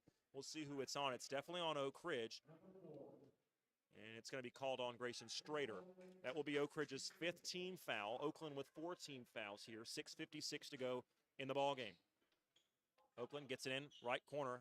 Thought about a 3, thought about it again, and finally going to pull it out as Grayson Strader is guarding Marquise Wiley outside the wing. Try to get it into Casey, and it's picked away that time. Nice steal by Watson. Watson up the court, passes left side. Beautiful bounce pass and a beautiful cut that way. That's exactly how coaches teach you to run the floor from Caden Breithart. 6.5 minutes to go in the final quarter of this ball game. Oak Ridge leading by 6, 47-41. Oakland loses the ball. They step out of bounds trying to retrieve it, and the Wildcats now sensing a little bit of momentum shift. If Oak Ridge could score a bucket here, you could start to think that maybe they could pull away. Yeah, absolutely. And then at that point, if they could score here, it's just a matter of keeping up with Oakland as if they score. You've got a good 6-point lead. You can really stretch this out if you need to. Easy, great back cut led to an easy layup. It was missed, unfortunately, from Oak Ridge, and now Oakland's coming the other way with it. Javon Ballard, again, another layup. It's like all he's done is shoot layups, and he's shooting a very high percentage, and he's played very well tonight. A quieter second half, though. Let's take a 30-second timeout. We'll stay here. It's 47-43. Josh, what does Oak Ridge have to do to keep this lead? Well, I think Oak Ridge is actually doing everything that they need to. The only thing you could really say is just minimize any turnovers. Don't give Oakland any extra opportunities to cut this lead down. But they're playing great team basketball. Everybody is scoring. Everyone's getting in on the offense. They're playing good defense. Meanwhile, Oakland only has 3 people that are scoring on their whole team. So, really, they just got to keep doing what they're doing. 47-43, a 4-point lead for the Wildcats as Oak Ridge set to inbound it with 6 minutes to go here in this fourth quarter. Strader, Watson, Scott, Comer, and Breithart, the 5 on the floor for the Wildcats as they walk it slowly, gingerly up the court. Left side now they pick up the pace. Driving baseline was Breithart. He got it to Watson on the right side of the baseline, and they're going to swing it back around. Strader thought about a 3 on the left elbow, and now he's going to drive right side. Spin move, turns, churns, spins back around, and a little hook shot wouldn't go, but Bryson Comer gets the rebound, and he's fouled on his way back up. So 2 free throws up coming from Comer. Oak Ridge just seems dominant right now on the boards. That's really, it seems like the difference in this game. They're getting more second chance opportunities. Definitely. Second chance opportunities where you can win this game and you can keep the lead out of reach of Oakland. Don't let them get those rebounds and get easy points. Oak Ridge just hits their first of 2 free throws right now. That was from Comer. Oakland, you look at this team, Josh, and I know they haven't had all their players, so they're not working with a full arsenal of their weapons really until just now. But you look at this team and go, how are they 1-6? Because they're well coached, they're good athletes, you know, not the sharpest shooters we've seen, but you know, offensively it's a struggle at times. But this is a team with some talent, and you certainly think they started 1-6, but I think they will finish the season much stronger than they've started it. Just looking at them. Right. Well, there's something to be said in basketball. It's a team sport, and you have to be able to mesh. And they haven't had their players around all season until tonight. So you know you've got to have that time to mesh and get a rhythm together going with each other. It's a good point, Josh Fresher. And speaking of team, what a teammate and an unselfish player, as Bryson Comer might have to take an ice pack with him to sleep tonight. That's his 3rd charge of the game. And he's attempted at least 4, and one of them was a block. But if you're going to go fall down 4 times and 3 of them be charges, that's a pretty good percentage that most folks would take. Again, just stealing possessions. Great job by Bryson all night tonight on the defensive end. Oak Ridge has it with a 5-point lead and the ball. Right side, Comer. He's going to drive to his left, put up a shot, and that's a strong play from the big fella. Now they're running back the other end, and the big fella swats it away. Comer is all over the court right now on both ends for Oak Ridge. Right, that's what I said. Everyone's getting in on the offense. They're getting in on the defense. You don't hear just one name like you do for Oakland with Ballard. You hear Comer's name getting called, Strader, Bright Harp, Watson. Everyone's getting in on this and contributing to this game. Oakland passes it in from the baseline underneath the Oak Ridge basket. They had an opportunity to shoot from 3, didn't look comfortable, so now they'll work it around. I think Oakland's going to have to start just taking some of those shots and hoping they make it. But if they can get layups like they do right there off the left side on the left block, why would you take 3s if you can get those shots a little more consistently? I'm sure would be appreciated by the Oakland fans. 4:14 to go here, and Strader turns and gets a right-handed layup. And one layup after the other for both teams. 4:05 to go and counting in this ball game. Oak Ridge leading 52-45, and they're going to call Oakland for a travel. As that time, Marshall Ashley was trying to find a teammate in the corner. It's a good teammate to find if he could have found Javon Ballard, but he traveled before he let the ball go. 5 in the game for Oak Ridge remain. Brennan Scott, Caden Brightheart, Bryson Comer, Grayson Strader. And for the Wildcats, I apologize. I've lost my roster, and I haven't memorized it all. I apologize. That's Raekwon Watson. I knew that.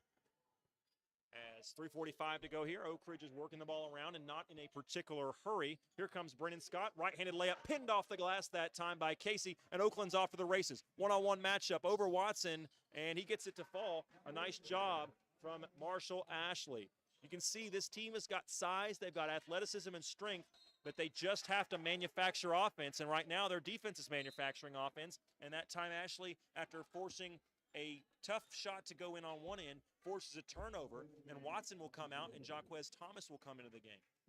And Oak Ridge is in some dangerous territory. They, like I said earlier, they need to minimize these turnovers, because the turnovers, if Oakland can manage to score points off of those, they can cut into this lead, which they have. It's only a 5-point lead right now. 2-possession lead is now a 1-possession lead as Ashley nails the little fadeaway 15-footer.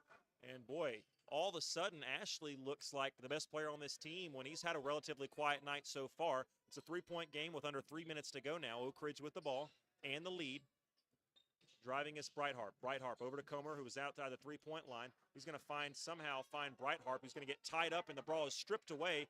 Brightheart wanted a foul. I think it was a good no call, to be honest with you, and Oakland comes away with it.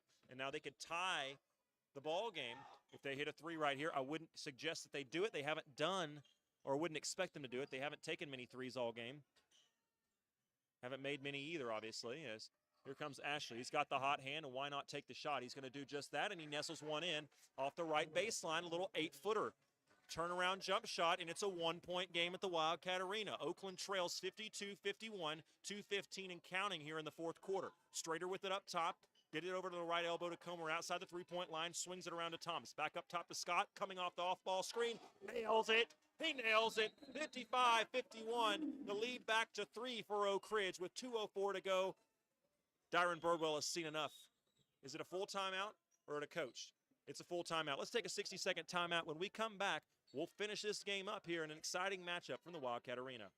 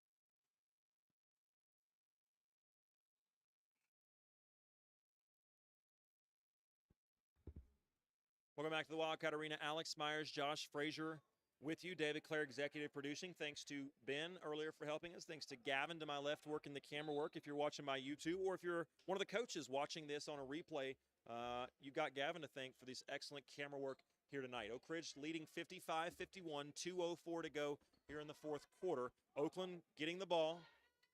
They are inbounding. Oak Ridge has got a full-court press on. It looked like it, and now they're just going to back off and play about a half-court man-to-man. Oakland working the ball around the right side, and they're going to try to get something down low, I think.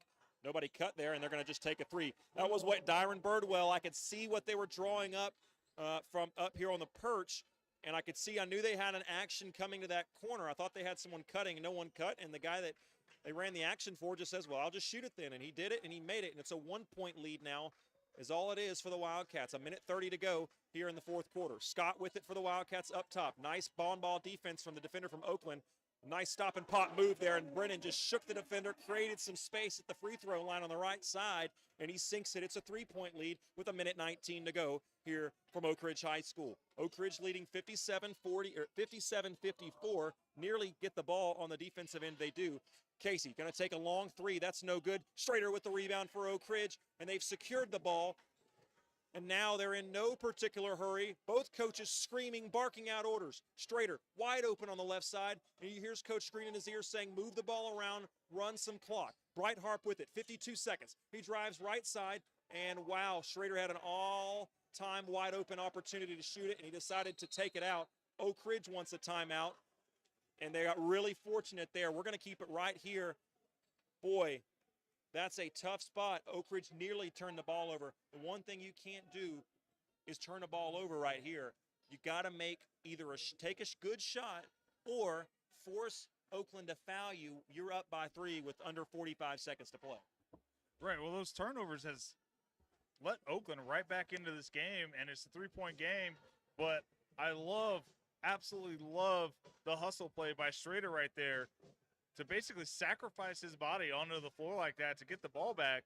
I mean, these floors, they are not forgiving at all when you hit them, whether it's from a foul while you're in the air, diving for a ball, or taking a charge, as Comer has quite a few times tonight. 44.9 seconds to play in this fourth quarter in regulation. Oak Ridge leading 57-54. The coach and his pupil, Aaron Green and his Wildcats versus Dyron Birdwell and his Oakland team, former assistant under Coach Green here at Oak Ridge. Strader off the inbound.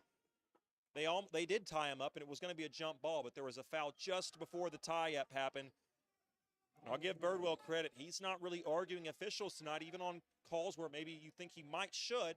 He's just barking at his team and instructing them and coaching them hard. Officials are having a discussion, and they're going to switch the foul, make sure it's on number 1, which is Bronson Crisp. It's his third. It's the 7th So that will send Oak Ridge into the bonus. Oak Ridge only committed 5 fouls, so not there yet on the defensive end. It's a 1-and-1 for Grayson Strader. With a 3-point lead, Oak Ridge's Aaron Green elects to send all other 4 players into the backcourt. Jaquan Thomas needs to step behind the half-court line to not get in trouble. And Strader sinks a really important first free throw, earns himself a second. Again, nobody down there to rebound. It's just Strader and the ball, and he sinks both of them. You don't need people to rebound if you're not going to miss a shot. 5-point lead, 40 seconds to go and counting. Oakland with the ball trailing by 5. Oakland almost turned the ball over, and there's going to be a block just before Casey dunked the ball. The shot will not count, unfortunately for Oakland, but fortunately for the Wildcats, and that does not put them in a bonus. That's the 6th foul. The next time Oak Ridge fouls, Oakland will be shooting the 1-and-1. No, it just jumped from 5 to 7 fouls. It just jumped from 5 to 7 fouls on the board, as that's what that late buzzer was to alert them that it should be a 1-and-1. So I'm not saying that's wrong, but the scoreboard was wrong, if nothing else. And now they've switched it back to 6 fouls.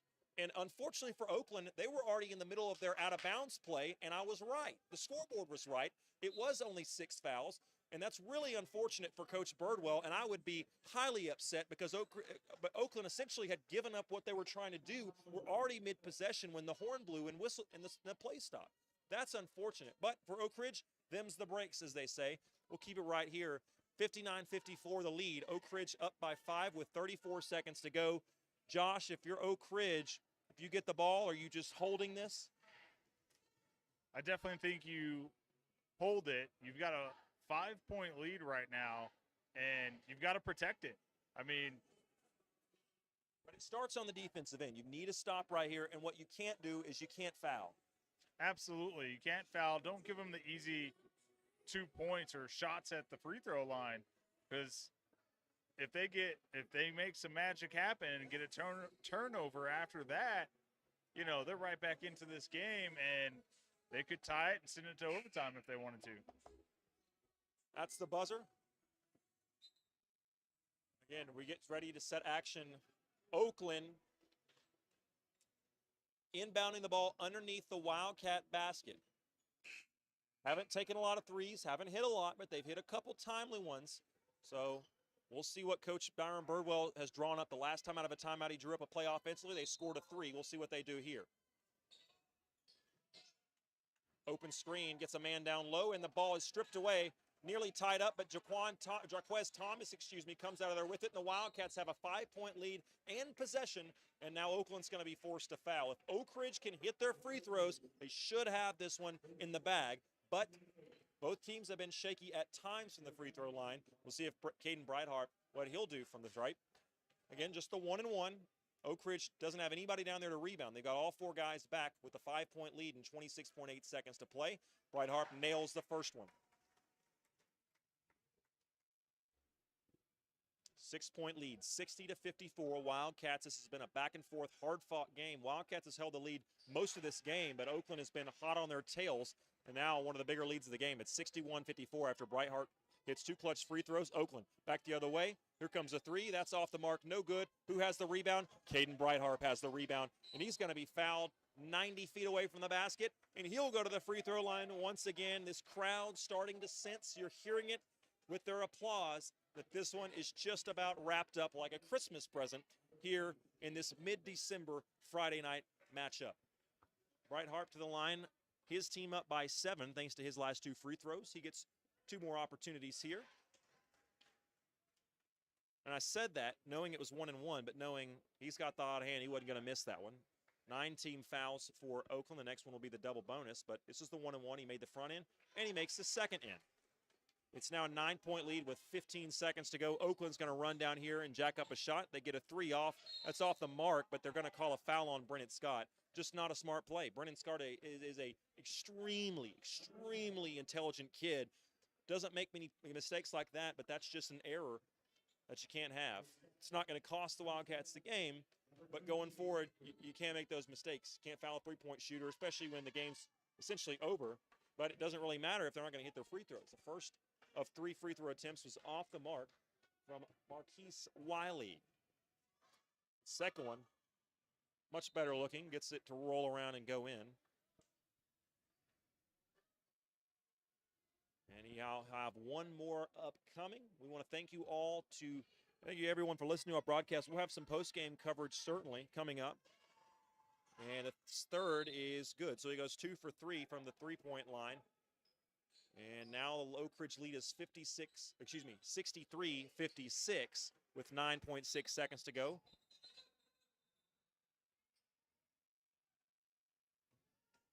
There's a player not quite off the court, so they blew the whistle. Now Oak Ridge will inbound from underneath their own basket, trying to go 94 feet. And they get it in, and Caden Brighthart is fouled just about immediately. About 2 seconds or so tick off the clock, and Oak Ridge will go to the other end. Brighthart having made his last 4 free throw attempts here in the last minute or so of this ball game. 56 points for Oakland, 63 for Oak Ridge. Oak Ridge is going to win this ball game. Win or lose, whichever team won this game, obviously they feel good about yourselves, but the loser was going to know that they fought hard and it was a tough game. And Oakland will now, unfortunately for Coach Birdwell, they'll move to 1-7. They'll fall to 1-7 on the year, but this is a team that I think has a bunch more winning left in front of them because it's a very good team. Oak Ridge is a really good team, undefeated on the season, and it took them till the last minute or so to really put Oakland away. Oakland's last shot attempt is off the mark, no good, and Oak Ridge wins it. Final score, 65-56. We're going to send it over for a 2-minute timeout. When we come back, David Clary will wrap things up, or not wrap things up, but he'll bring things back with his thoughts on the matchup before we do some stats and the post-game interview with Coach Green. So 2-minute timeout, and David, you'll take it on the way back.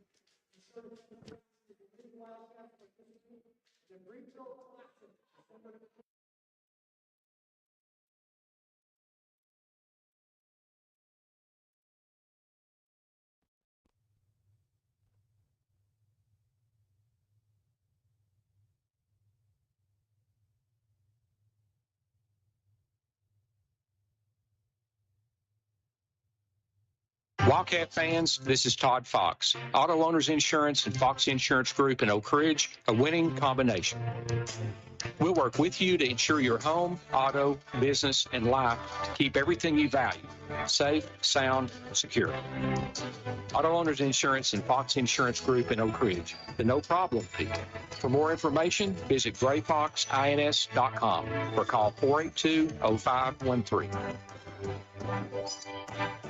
For personal, professional, and affordable accounting services, call Tracy Larrabee, CPA. Tracy's a 1978 graduate of Oak Ridge High School and can help with business, individual, estate, interest, tax accounting services, payroll processes for businesses, small business bookkeeping, tax planning, plus management advocacy services. Call Tracy Larrabee, CPA, 425-7736, or stop by 683 Emory Valley Road, Suite B. Tracy Larrabee, CPA.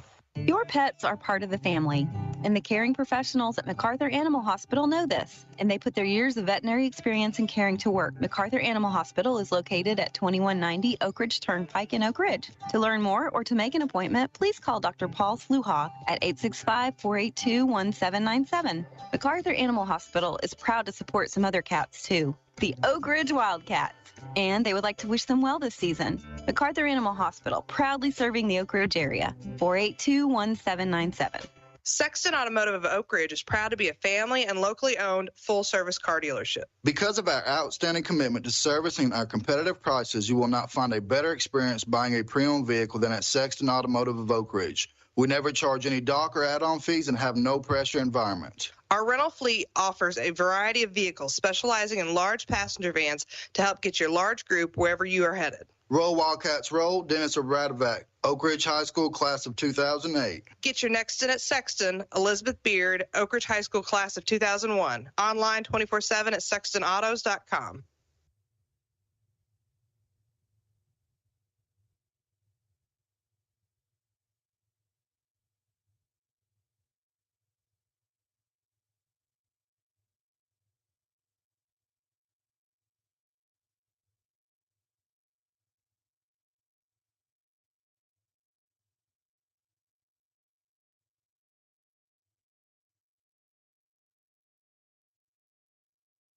Energize your home with natural gas from ORUD, your affordable energy choice.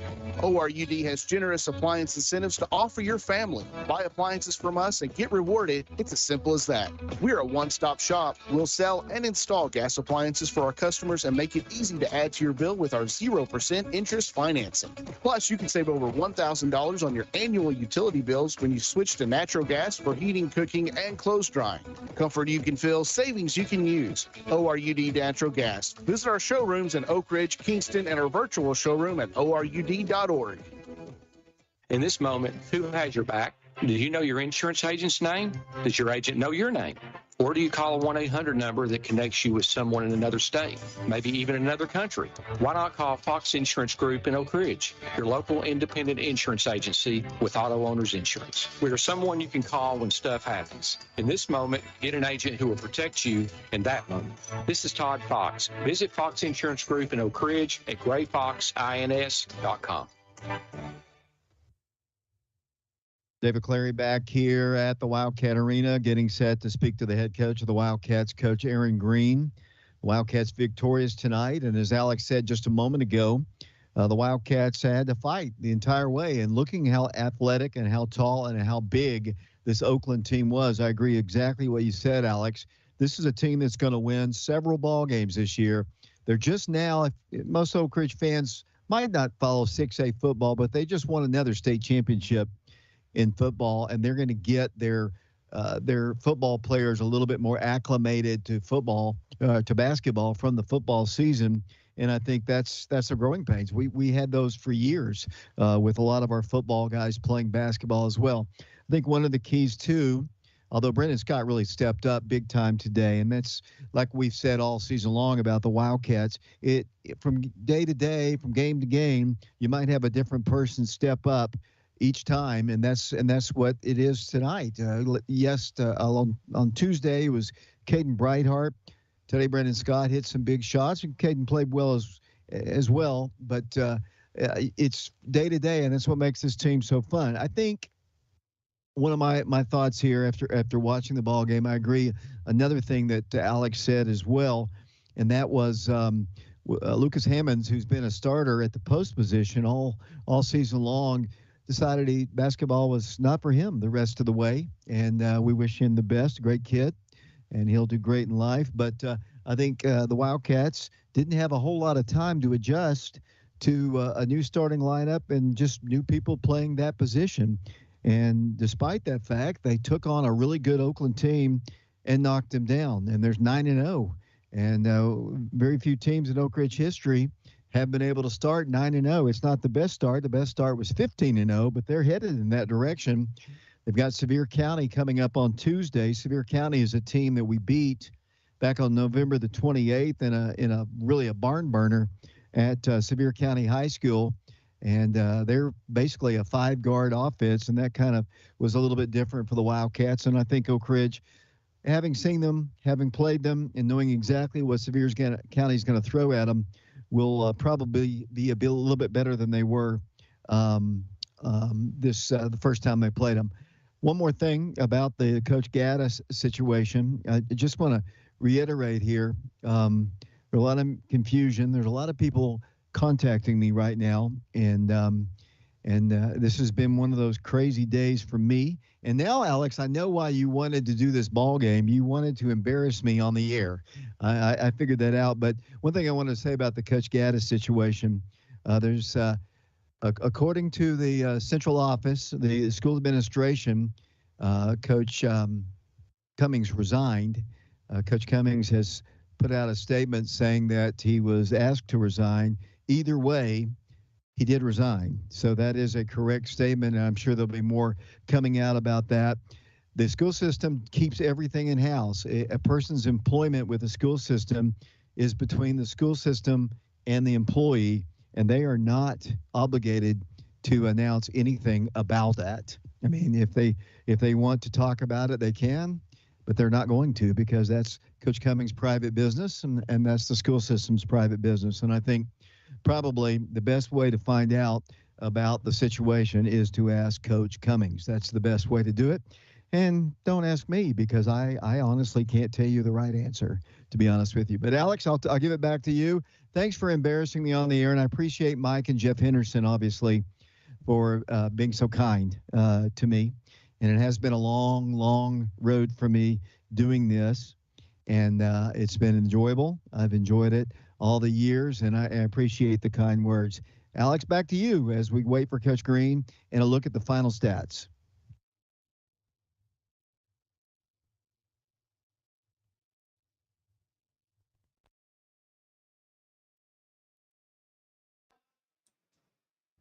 Thank you very much, David. Thank you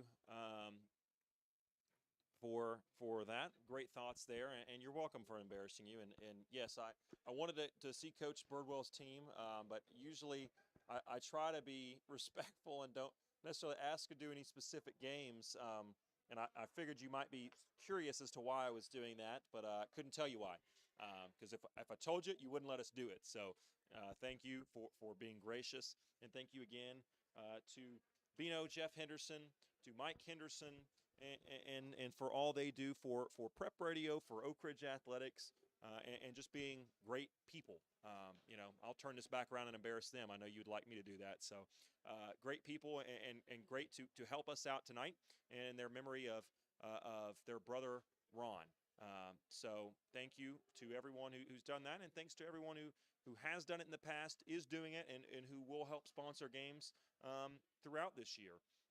As we wait on Coach Green, I think Josh has just about got the stats. We'll give him another minute or so, as we want to remind you about all the stuff going on. Obviously, the Lady Wildcats and Wildcats, they're now out of school for the semester, but they'll have some Christmas time tournaments coming up. We want to wish you guys all a Merry Christmas. We'll be back with you Tuesday as Oak Ridge, I think, faces Sevier County. Coach Green has spotted us and is headed this way. Josh, if you've got the stats, we'll let you run those down real quick. All right, so for Oak Ridge, we have Shamar Green with 2 points. Grayson Strader finished with 10. Bryson Comer finished with 9 points. Brennan Scott finished with 22 points. Raekwon Watson finished with 2. And we have Caden Brightheart, who finished with 22 points as well. For Oakland, we have Marshall Ashley, who finished with 9 points. Marquise Wiley finished with 2. Burchard finished with 7. And Javon Ballard finished with 25. Avery Cobb finished with 2 points. Malcolm Ashley with 12. And Casey Williams finished with 8. And here in just a second, we're going to throw it back to Alex for the interview with Coach Green. Alex? Thank you very much, Josh. Coach Green, don't let me let you out of here without a picture of that book. I need to make sure we get the official stats. I appreciate Josh for keeping them, but we always want to make sure that we've got everything official, I guess you would say. Let's see. Coach, first off, congratulations. I'll talk about the opposing coach here in a moment. But first off, great win. It's a team coming into the game. Was 1-6. They're now 1-7. You guys are undefeated on paper. This should have been a blowout. You talked to me before the game and essentially said, "Don't let that fool you. These guys could beat us," and they darn well near did. It doesn't look like it on paper, but that's a quality win for you guys, isn't it? Yeah, no doubt. And sometimes records are deceiving. I mean, they've played probably, I'm not taking anything away from the teams we've played. They've probably played a lot tougher schedule than we have. They've played Beach, who's undefeated, Laverne, who's got a great record, Gallatin, who's one of the best in that Middle Tennessee area. So they've played a really, really tough schedule. They have a chance to win their league, which has got Blackman, Siegel. Obviously just those two names right off the bat are big names as far as just athletics in Middle Tennessee. But hey, I don't know. I don't know if because we wasn't in school today, but our guys just seem a little flat. We seem a little bit lethargic. Most of the game. Sometimes when you don't have a normal schedule, like today, we didn't have kids they sleep late, don't eat right. It just felt a little bit off. We seemed like we got tired a little quicker than normal. I don't think we played our best game. I thought Oakland had a lot to do with that. Dyron did a great job preparing, and and I knew I thought this myself. I didn't really tell the team, but they had a week to prepare for that game too. They hadn't played in a week, so coach has put in a few new wrinkles on the out of bounds, which I knew he would, and But overall, you know, you just looking at the score. I don't have all the stats, but just looking at the score sheet here, you know, Brennan had a good game. Had pretty much kept us in it the first half. He had 22, and then, you know, Caden had 22 and finished there with about 6 straight free throws. And let's see who else. Yeah, you know, Grayson had 10 as well. So, you know, we held number 4 to 25. I'm being funny. We didn't do it very. He played really well. The Ballard kid for them. But overall, good win. I mean, I don't want to take anything away from them, but again, we're focused on the process, not really the end result. We got to continue to get better. I know I sound like a broken record, but you know we've got some stuff we got to clean up in order to to get where we want to go. One comment I wanted to have on the defensive end: Bryson Comer took 3 charges tonight. Had another one that was a pretty obvious block, but most people will take 75% block charge ratio, being on the right end of that. Talk about, I mean, that's not something that he's just done tonight. Yeah. That's a habitual thing for him. He's very unselfish on both ends, but talk about what it means to your team defensively to have someone that's willing to do that. Yeah, and Bryson's done that all year for us. He had, he took 3, and those are game-changing plays. I mean, you get guys in foul trouble. Some of those were the guy made the basket when the charge was called, so you're taking away a possible 3-point play. He's one of the best I've had at that since that I can remember taking charges. I wish that we need to get a few more guys doing that. And he also, had 9 points. I don't know his rebound totals. I don't have the stats in front of me, but overall had a very good game. Coach, now I want to talk about one of your pupils. You've had a lot of assistant coaches filter through here, go on to different jobs, but one of those was very consistent for a long time. It was Dyron Birdwell. He was a very young guy. I think you met him at Oak Ridge or at Tennessee. Yeah. If you'll just briefly tell us that story, but then just tell us about Coach Birdwell, y'all's relationship. I know that's very important. Yeah, no doubt. Dyron, Dyron and I go way back. He was a manager at Tennessee when I was there as a graduate assistant with Coach Pearl and also the video coordinator. And I knew he knew he wanted to coach. So, I was around him for a couple of years. And again, it's so long. I'm getting old, Alex. I can't remember how many years he was there. I think I was there. He was there all 3 years I was. I got the job here in 2010. And I think the second year I was here, he finished up and we hired him. And he got his teaching degree. We hired him as a freshman coach and did a great job with our freshman program. And I think he was with us 6 or 7 years. I'm terrible with remembering dates. But, he was here during probably our best years, went to, I think, 4 or 5 state tournaments during his time, was, state runner-up in 14, had a couple Final Fours in there. So, Dyron's one of, I've had a lot of really good assistants. I don't want to take away from any others, but, Dyron's one of those guys, he's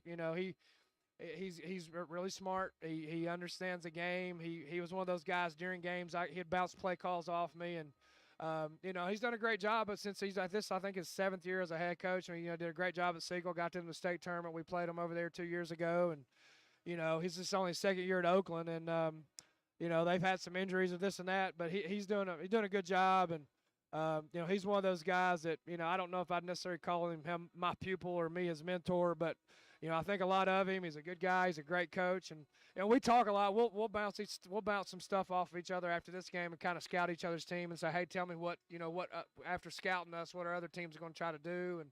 What do you think about this, that? And I'll do the same with him and just try to get better. But his family's great. I got to talk to his mom and dad here for a brief time. His wife, Kara, their daughter, who's 2 years old now. It's the first time I've seen her in I think since she was a little baby. So just great to have them back. And, we'll be going back there next year. I don't know if it'll be the same date, but we will have to return the favor and go to Oakland next year as well. But, Dyron is, just proud to call him a friend, and he's a great coach. And, he's done a great job and will continue to do a great job. I think you could say the same thing for the girls' game and the boys' game tonight.